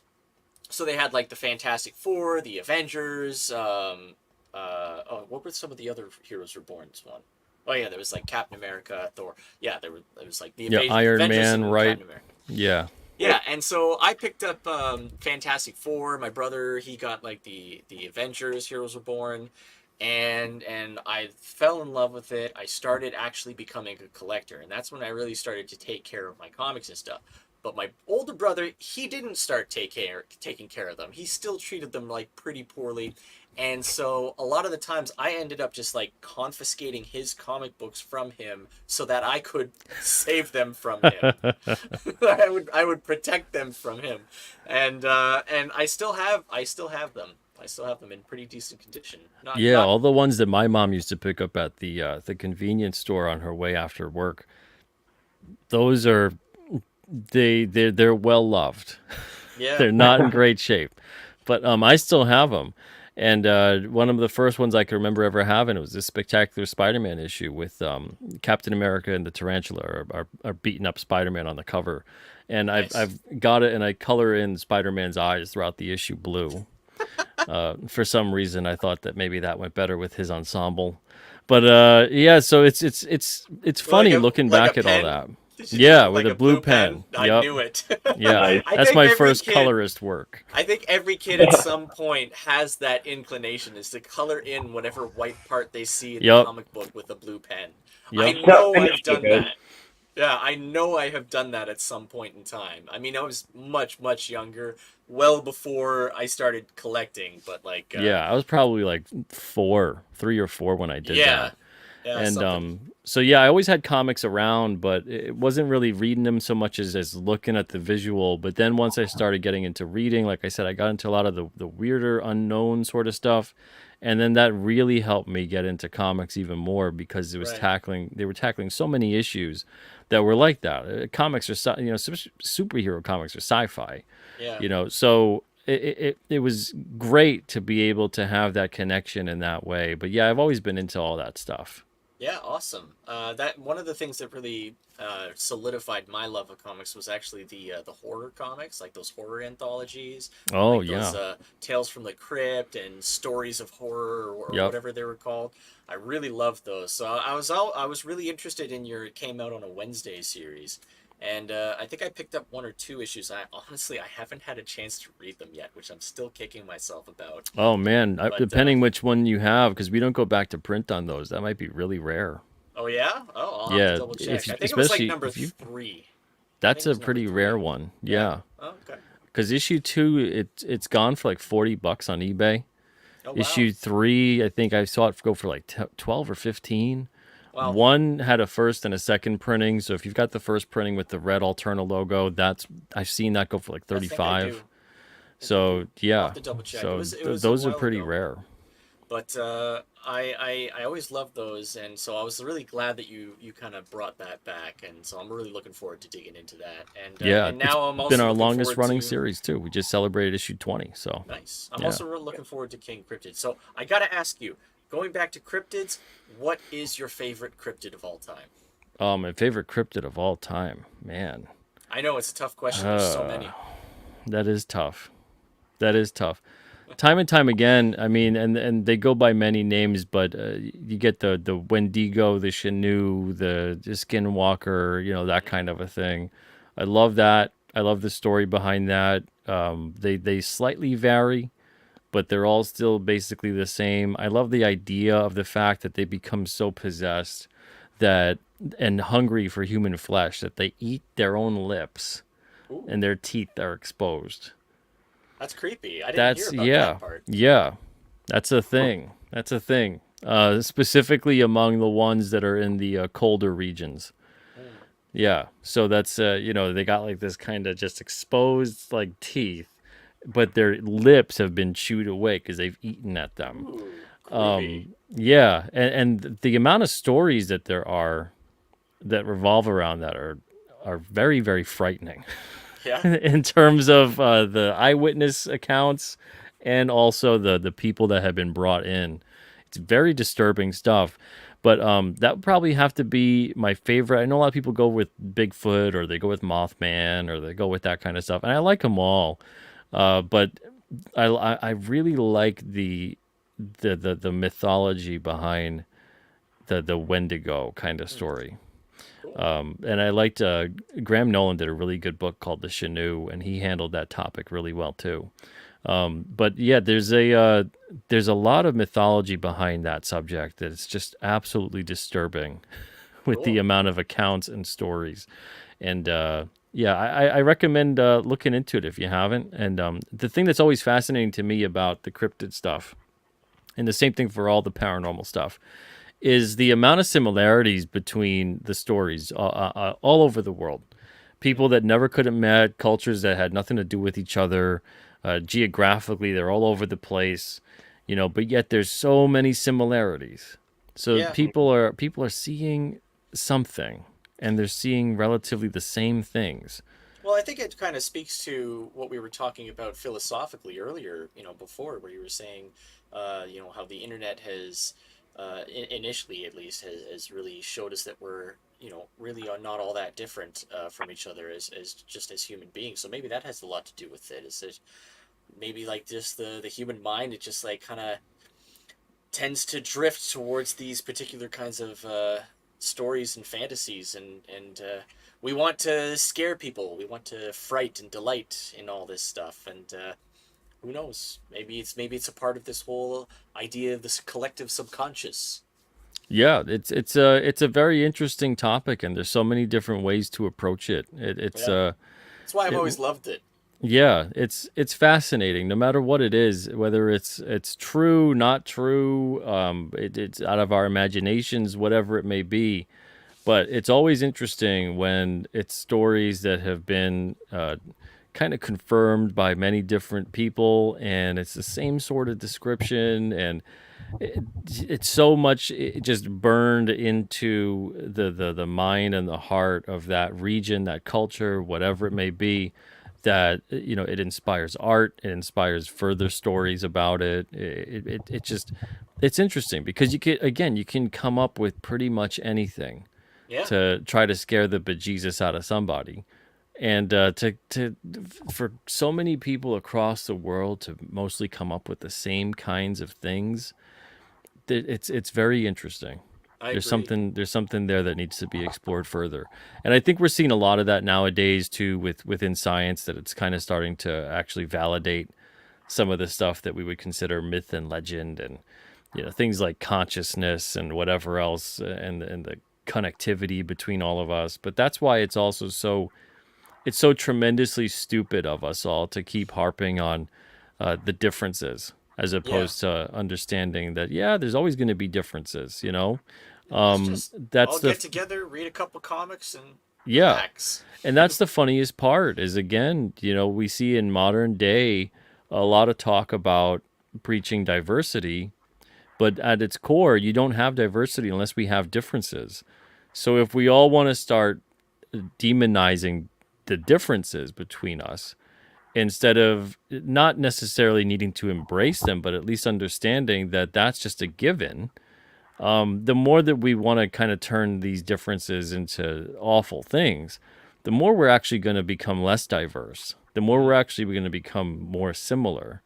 Less And interesting.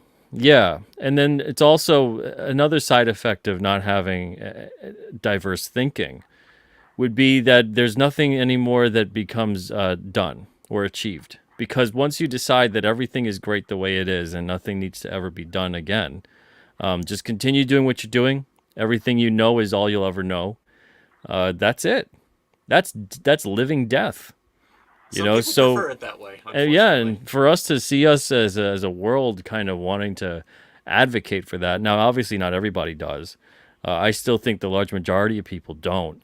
I still think the large majority of people aren't in that mindset. Thank God.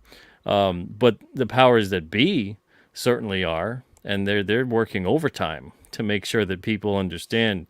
You get with the program, and it's for your benefit, and that's the insidious part, isn't it? Yeah, the Is idea that it's for your benefit. that it's Yeah. for your benefit, for your own best interest. What was that saying? It's like some of the worst atrocities in human history were done, for your benefit or something like that.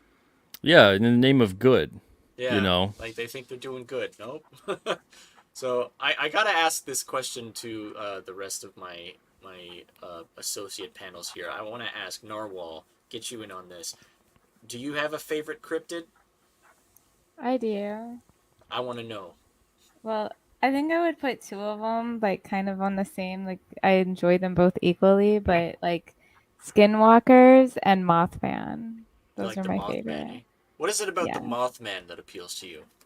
he's adorable. So it's not because he's like spooky, scary, or anything. You're just like, oh, he likes He's to lie. adorable to me, and he kind of like just mostly scares people by like hiding. I think he wants to be left alone. Yeah. It's funny because in the first issue of King Cryptid, I've got a character called the Behemoth, and the Behemoth is a genetic experiment that's been a human being mixed with the DNA of the Mothman. Okay. And so the Behemoth basically in the first issue escapes. They're transporting him up to where you find out in the story. But yeah, and he breaks out, and King Cryptid is going to try to help him out. But this dude's freaked out. He's been tortured, experimented on. He's not very trusting of human beings, doesn't remember what it's like necessarily to be a human being. He's been mutated. And so they kind of clash at first. But eventually, King Cryptid, through his power of telepathy, because he can telepathically talk to cryptids, he's able to see what the Behemoth has been through and get a better understanding. And then the Behemoth opens up and kind of starts to trust him. But just as that occurs, there's a cryptid bounty hunter that's on the tail of the Behemoth. And just as that occurs, that guy comes in there by the name of Victor Lugo.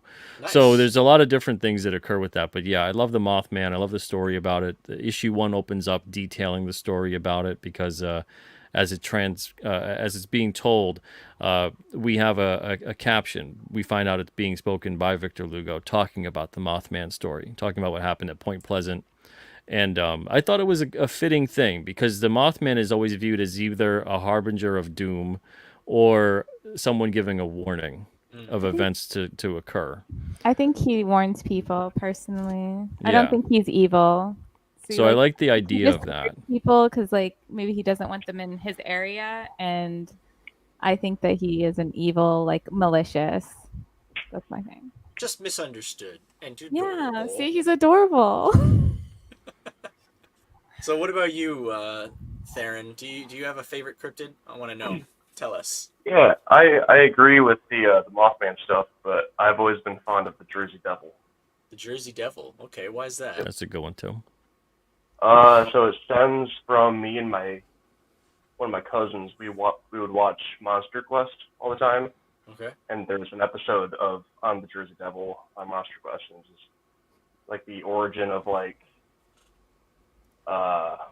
this woman was given birth and like she cursed the baby and like it became the Jersey Devil and like went on a rampage and stuff. This is interesting. All right. Cool. I don't know much about the Jersey Devil. I don't think I've ever. I think the most I've heard of the Jersey Devil, like I've never really watched like any like videos or read much into it, but the latest thing I remember is just from Common America. They had the Jersey Devil in there. That was the last. That was the only thing I recall with the Jersey Devil in it. Have they used the Jersey Devil much in any like media, like movies or anything like that? I don't recall. Not too much. I mean, there's been kind of some things that were inspired by it because there's always like a bit of like a what is it? It's a kind of like a pyrokinesis sort of thing. Oh. Where the Jersey Devil can apparently light things on fire through telepathy. But there's been a couple different stories that were sort of inspired by it. I have a feeling like Rosemary's Baby was kind of inspired by it, the book anyway, Okay. with how it played out, where it was basically like the offspring of woman and devil. Even Damien kind of in the Omen seems sort of like that without being this mutated sort of thing that looks more like a goat, like a devil goat sort of creature. But the Jersey Devil is supposed to reside within the Pine Barrens in New Jersey. Which and you know it's a hell of a convenient story considering how many dead bodies are buried out there from the mafia. Don't go in the Pine Barrens. The Jersey Devils out there. Yeah. Oh, And yeah. then Do you think that might be where that comes from? Is the no, mafia was just like, definitely not. Definitely not. It's don't older go than looking that. over there. But that might be why they might have chosen. It already It's has like, the oh. spookiness to it. The Nobody mafia goes was there very because they're afraid of the interested. Jersey Devil. Yeah, they can't all go in the East River. Yeah. But there's also there's the Goat Man, which is pretty interesting. There's the Beast of Brave Road, which is kind of like a werewolf creature. That's an interesting story too. There's a Lizard Man as well that's been spotted. That's kind of like Killer Croc from Batman. Nice. It's kind of like that sort of thing, like a human hybrid of like some kind of reptilian. And yeah, there's all kinds of interesting human hybrid sort of cryptids, but they're so interesting, I think, because of the fact that they're monsters in a way without being monsters. And what I mean by that is that you'd usually think like this monster is like it's a big rampaging thing that is gonna go. How could you miss it, right? Right.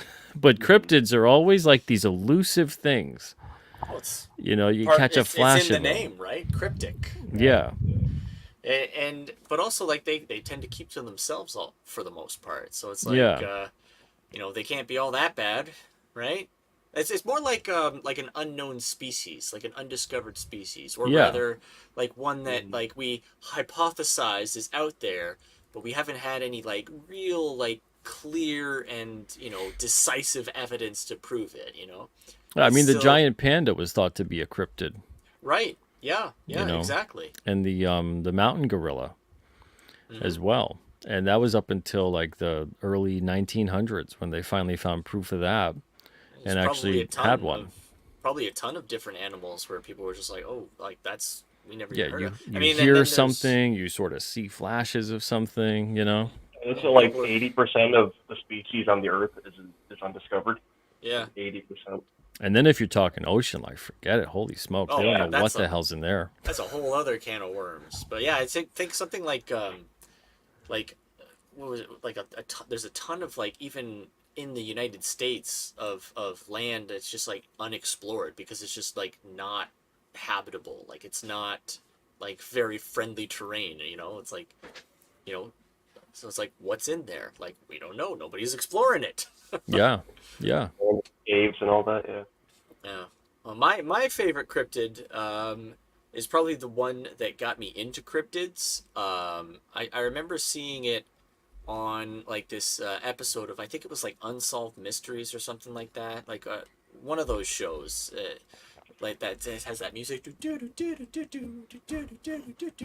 it had that guy. It sounds like Unsolved Mysteries. Yeah, and it had that guy who's like In the "Have you trench coat? seen-" Yeah, and he comes he out and talks like he's this. in like that fake set that's inside of like it's like Smoky. smoky. It's Kind like of a brick like wall behind brick him. wall. Yeah, exactly. Unsolved. That show. Yeah, with Robert Stack. Yeah, that was great. Yeah, and it was the episode where they go over the chupacabra, or the goat eater, as they called it. They didn't even call it the chupacabra goat in the sucker. episode. They called it Yeah. the goat sucker. That was it. And that got me into it. I was like absolutely riveted by that episode. I was like, I think it was like 10 at night. It was dark. I was by myself. I was just sitting on the couch alone, like staring at the screen, like glued, like no blinking. I was just absolutely blown away by that stuff. And it just like sparked my imagination. And I would just like, I was like thinking like I wouldn't go outside at night. I was just like, oh shit, the goat eater's gonna get me. He's gonna suck my blood. Yeah, Oh, that's a good Chupacabra's time. You gotta watch that. Chupacabra's a good one too.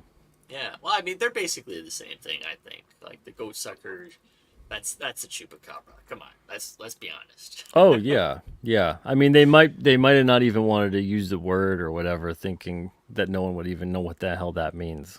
Yeah, well, I But think that's it what was- it translates to is goat sucker. Yeah, I think that's probably like what they were doing at the time, because like I think that was definitely at a time where they were just like, we can't use these foreign words. Nobody's gonna get that. Yeah, Chupacabra. A show that I really loved and I'll still watch from time to time was Sightings. I don't know if you saw that. It's a show from the '90s as well, and that show was great. And there I'm was gonna a look lot it of up. things. Every now and then when I'd look at it, I'm like, it's really weird because they're talking about it. It's whatever subject it might be. Usually it's funny when they talk about things that haven't been declassified yet from the government. Oh, And they're like, this hasn't been confirmed, but, we have a lot of reports coming in about this thing, that thing, the other thing. And then I'm like, that's confirmed now. So it's funny to look at it. 30 years ago, they're like, it's a rumor, but we've got a lot of people that say it isn't. And that now looks at this right up my point, alley. it's a completely it's completely confirmed. So interesting side note on Sightings. Executive produced by the Fonz, The Henry Fonz, Winkler. wow. Nice. You don't say. Yeah, I was just watching Arrested Development. I'm pretty sure he plays the lawyer in that, right? yeah. Yeah. So it was. I was like, is that Henry Winkler? Henry Winkler? And I looked it up, and it was. Yeah. I was like, Nice. wow, that guy's That's into crazy. some strange stuff. Seems like a cool dude. Sightings was kind of like Ancient Aliens before Ancient Aliens. Okay. And they covered a large array of topics. I love Ancient Aliens. That show is so fun. Oh yeah, Man, absolutely. This brings me back. I was just talking with Weaponized Nerd Rage on Twitter earlier about how like all this government stuff where they're like, oh yeah, we're admitting to aliens. It's just like taking all of the fun out of it, And I miss like back in the '90s and the early 2000s where it was still like, shitty like camera footage. Not everybody had a cell phone, and not everybody was also faking this stuff constantly just to try and get some attention. And oh man, this is bringing me back. I gotta check out this sighting show. That looks right up my alley, man. Oh yeah, it's a great show. And Yeah. it's funny because there's a couple people that are regulars on Ancient Aliens that are there, and they're super young. Like David Childress is there, and a couple Nice. others as well. But so with all that stuff too, we see a lot of things about aliens and whatnot nowadays, and it's always interesting to me because the UFO aspect of it never really meant that they were extraterrestrial. It just meant they didn't know what the hell that thing was. Yeah. What was that thing flying around? And there's also a ton of USOs, which are from the water, these submersive objects. So it's one of these things where you get a lot of people with a lot, and there's way more reports. That's the funny part. There's way more reports about the USOs than there are about the UFOs, but you never really hear too much about those. You never hear too much about the stuff that they see in the water, or going into the water sometime. And it's usually the same sort of thing. The way they talk about UFOs, where they're quiet and they're very fast and they seem to be able to maneuver in a way that makes no sense. It happens the same thing with these water vehicles, where they'll even enter the water at what looks like full speed, where there should be a splash, and there's like practically nothing. It just goes and just right into the water. And they maneuver within the water in a very, very strange way. Which is interesting because at the same time, water as well is the closest thing that we could get on Earth, having this weightlessness, effect that you would get without gravity impeding too much upon it. So there's a lot of strange stuff, but I really think that a lot of what we're seeing, and the reason why there's such a drive to cover it all up, is because of the fact, I think initially it was the worry of panic. I think that was a thing. But I think what we're really seeing at this point is because they've managed to figure out what the hell some of this stuff is and how it works. And by doing that and admitting that, we've got all these kinds of technologies now as a result of crash retrievals, the bigger question isn't even the fact that, aliens have crashed. I think most people would be like, yeah, of course. Yeah. At this probably point. at some point, somewhere. Yeah. You're still going to get some people that are probably freaking the hell out, but I think most people are going to be like, yeah, all right, I can accept that. See, I don't even think there is going to be anybody that would freak out. I think that, like, this stuff has been so ubiquitous in popular culture for such a long period of time that anybody coming out and saying, like, yeah, aliens exist, people would be like, yeah, I knew it. I figured. Like, Yeah, don't think there's I gonna would be hope so, but man, there's gonna. any. I know at least one person in my life personally who'd Oh, lose really? their absolute ever loving mind. Really? Really? Yeah. That's shocking to me. Yeah, and I'm always like, really though? Really? Like, really? Yeah. Like, And Independence Day? No, like, we've yeah, been I'm through like this, Hollywood ET. hasn't broken you down good enough yet to Yeah. accept this. Like, You know. seriously? Like, if an And you'll alien always- showed up at my door, I'd be like, oh, okay, we're here now. That's the other thing too. You always notice Hollywood does this like soft disclosure. So they'll introduce these topics, they'll introduce certain things, and they'll kind of like tiptoe into the terrain, Yeah. you know, and how it's being received. And then that'll be once it gets like really well received, they're like, okay, pull out, we're done, we can't keep doing this. You know, people are getting a little too interested, and they kind of start pumping the brakes. And we're seeing the same sort of thing happening now. But the thing with the technology aspect of it, with the aliens and the crash retrievals, is because of the fact that you know how much that would change the entire scope of the economics of the planet Yeah. to basically unveil that this tech here is something that we have this, and you know, we don't really need to have an oil industry in the capacity that we do now. We can just use oil for products as opposed for fuel. You know, we don't need to that commute that you take for work or whatever it is, or you're going here or going there, and it takes so much time and energy and money. Yeah, we don't really need that either. All the shipping, transportation that occurs, all the different things that are involved, like, you know, we don't need to have that too much either. We can utilize that in a different way. The people that are involved though with those industries, and they wield tremendous power because there's a lot of money behind it. There's no way on earth they're interested in losing any of that. And I think we're seeing a lot of things because of the fact that, and I don't know if Canada has this, but in the U.S. we have Freedom of Information Act. And that's basically something that's supposed to allow you to look into what a government agency is doing. Now, there's been a lot of those requests taken out over the years, and there's been a mountain of documents that have been unveiled because of it. Most of it featuring redacted kind of stuff, you know, blacked out. But there's a tremendous amount of loopholes involved now with Freedom of Information Act, where if you go into a private company and the government works with them and contracts with them to do something, you can't look into what that private company is doing, even though the government is working with them. So that's why they had Robert Bigelow do a lot of different things with Skinwalker Ranch and a couple other things as well, because Bigelow Aerospace wasn't going to get a Freedom of Information Act. You would get it through the government, but it would be stonewalled by the time you had to get anything going into his private company. And I wouldn't be surprised at this point, too, if Elon Musk was under the same kind of thing and getting a lot of... Because no one gets to be as rich as Elon Musk without being allowed to. That's not how that works in the world. So he's obviously being put in a position where he's doing something. I mean, the fact that he's allowed to build rockets that launch, but half of them blow up anyway. You know, it's like, we built a rocket and it blew up. Yay. Well, let's try again.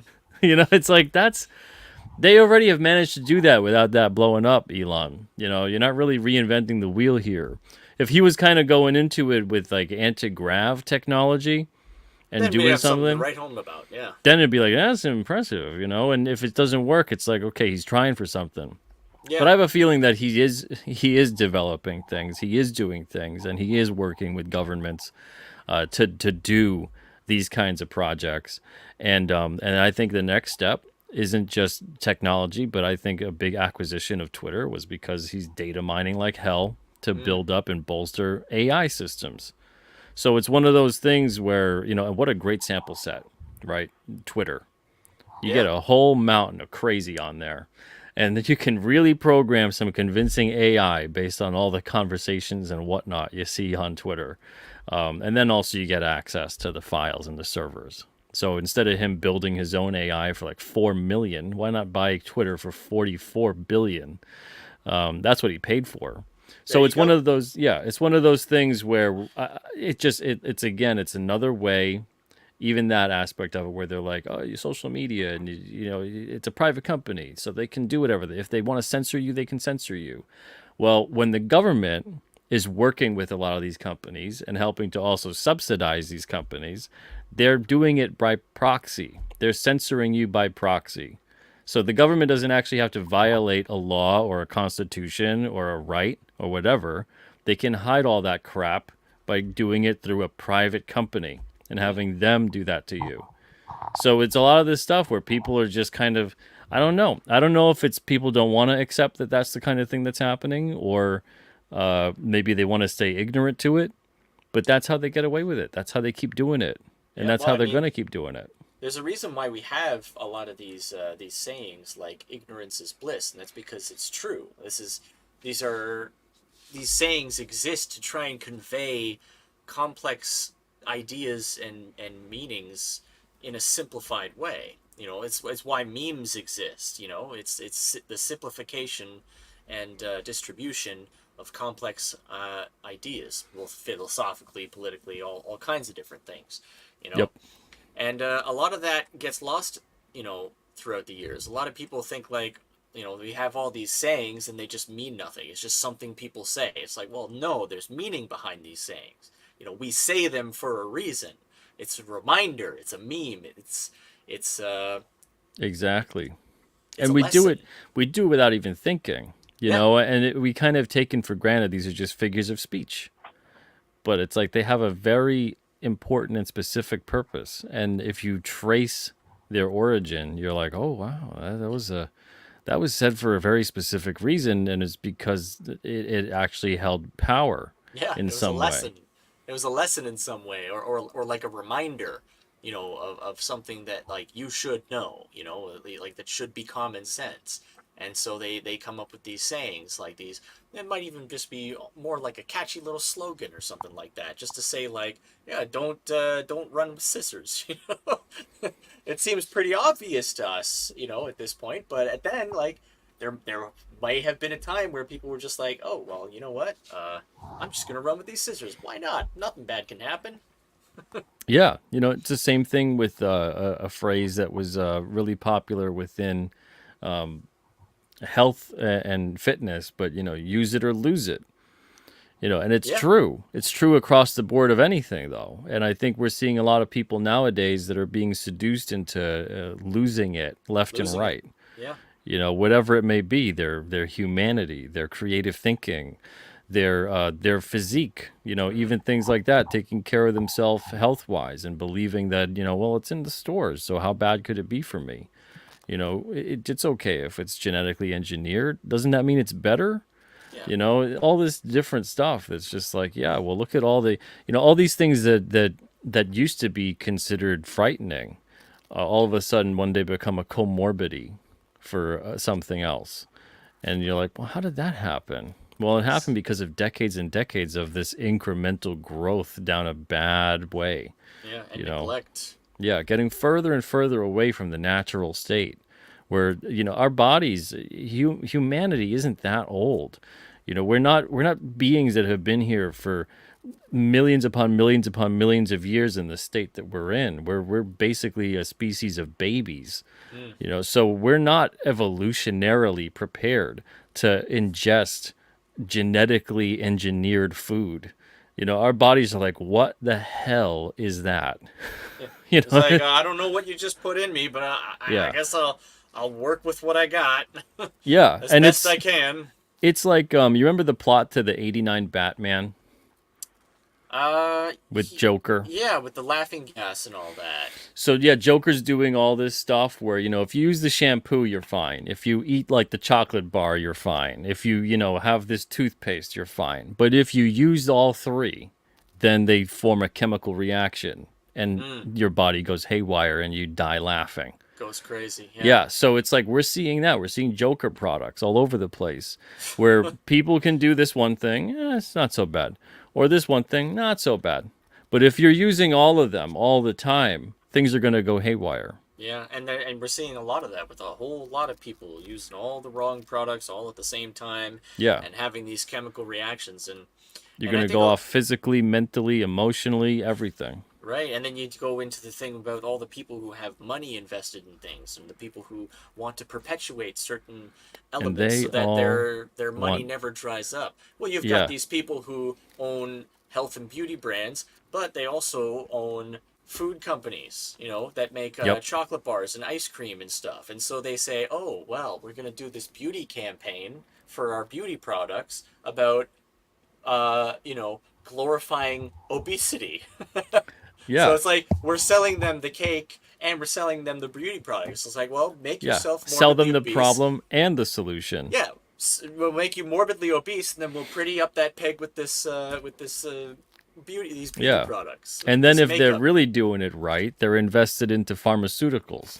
Exactly. Yeah. So if the makeup and the cosmetics and the health supplements don't work, hell, there's always pharmaceuticals to make you feel better. Make them a customer for life. Well, I think we should probably Now that we're call all it there. thoroughly depressed.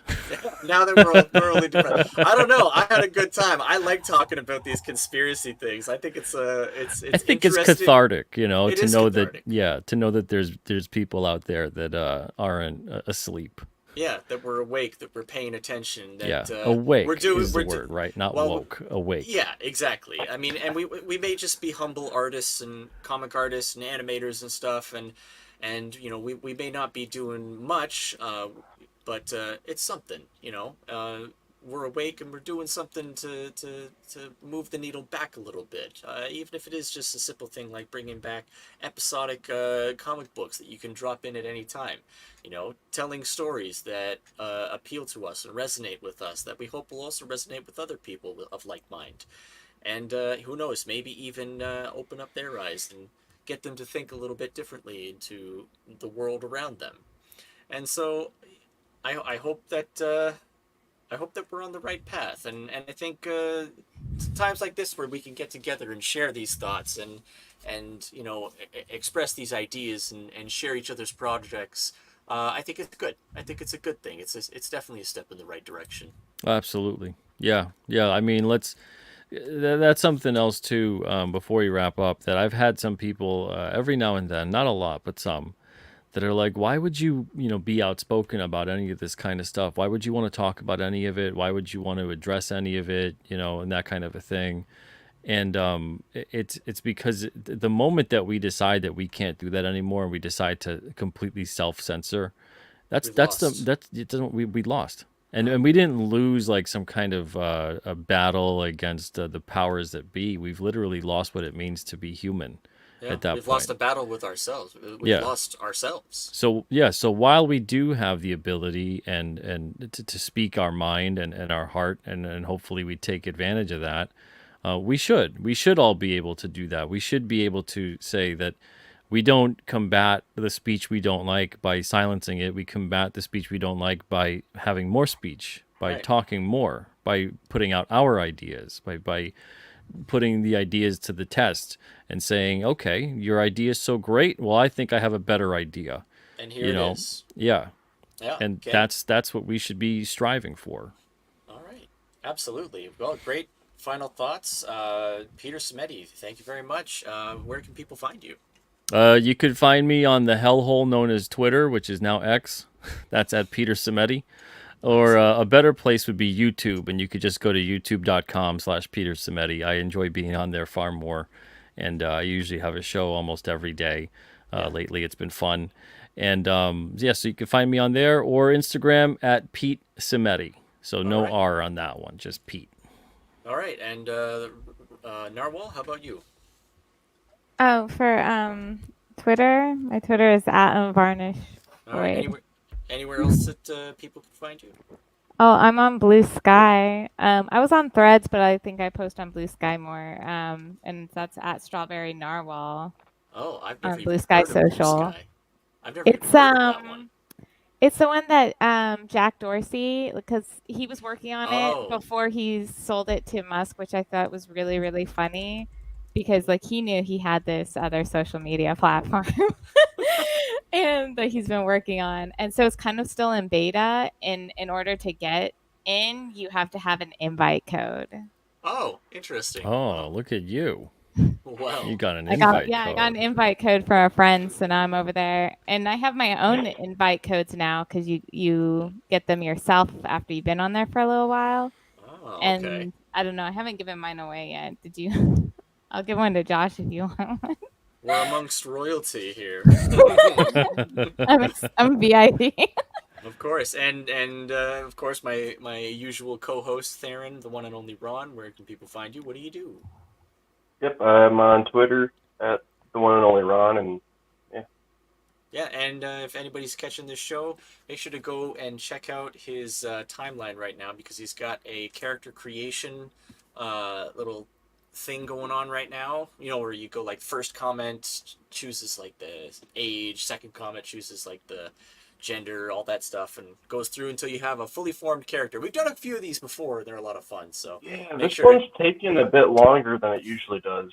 Yeah, I've noticed. yeah. I don't know if that has something to do Uh, with like X's algorithms. I have algorithms or no something, idea. but yeah. I But posted that they like a are a week lot of ago. fun. I highly recommend people check that out.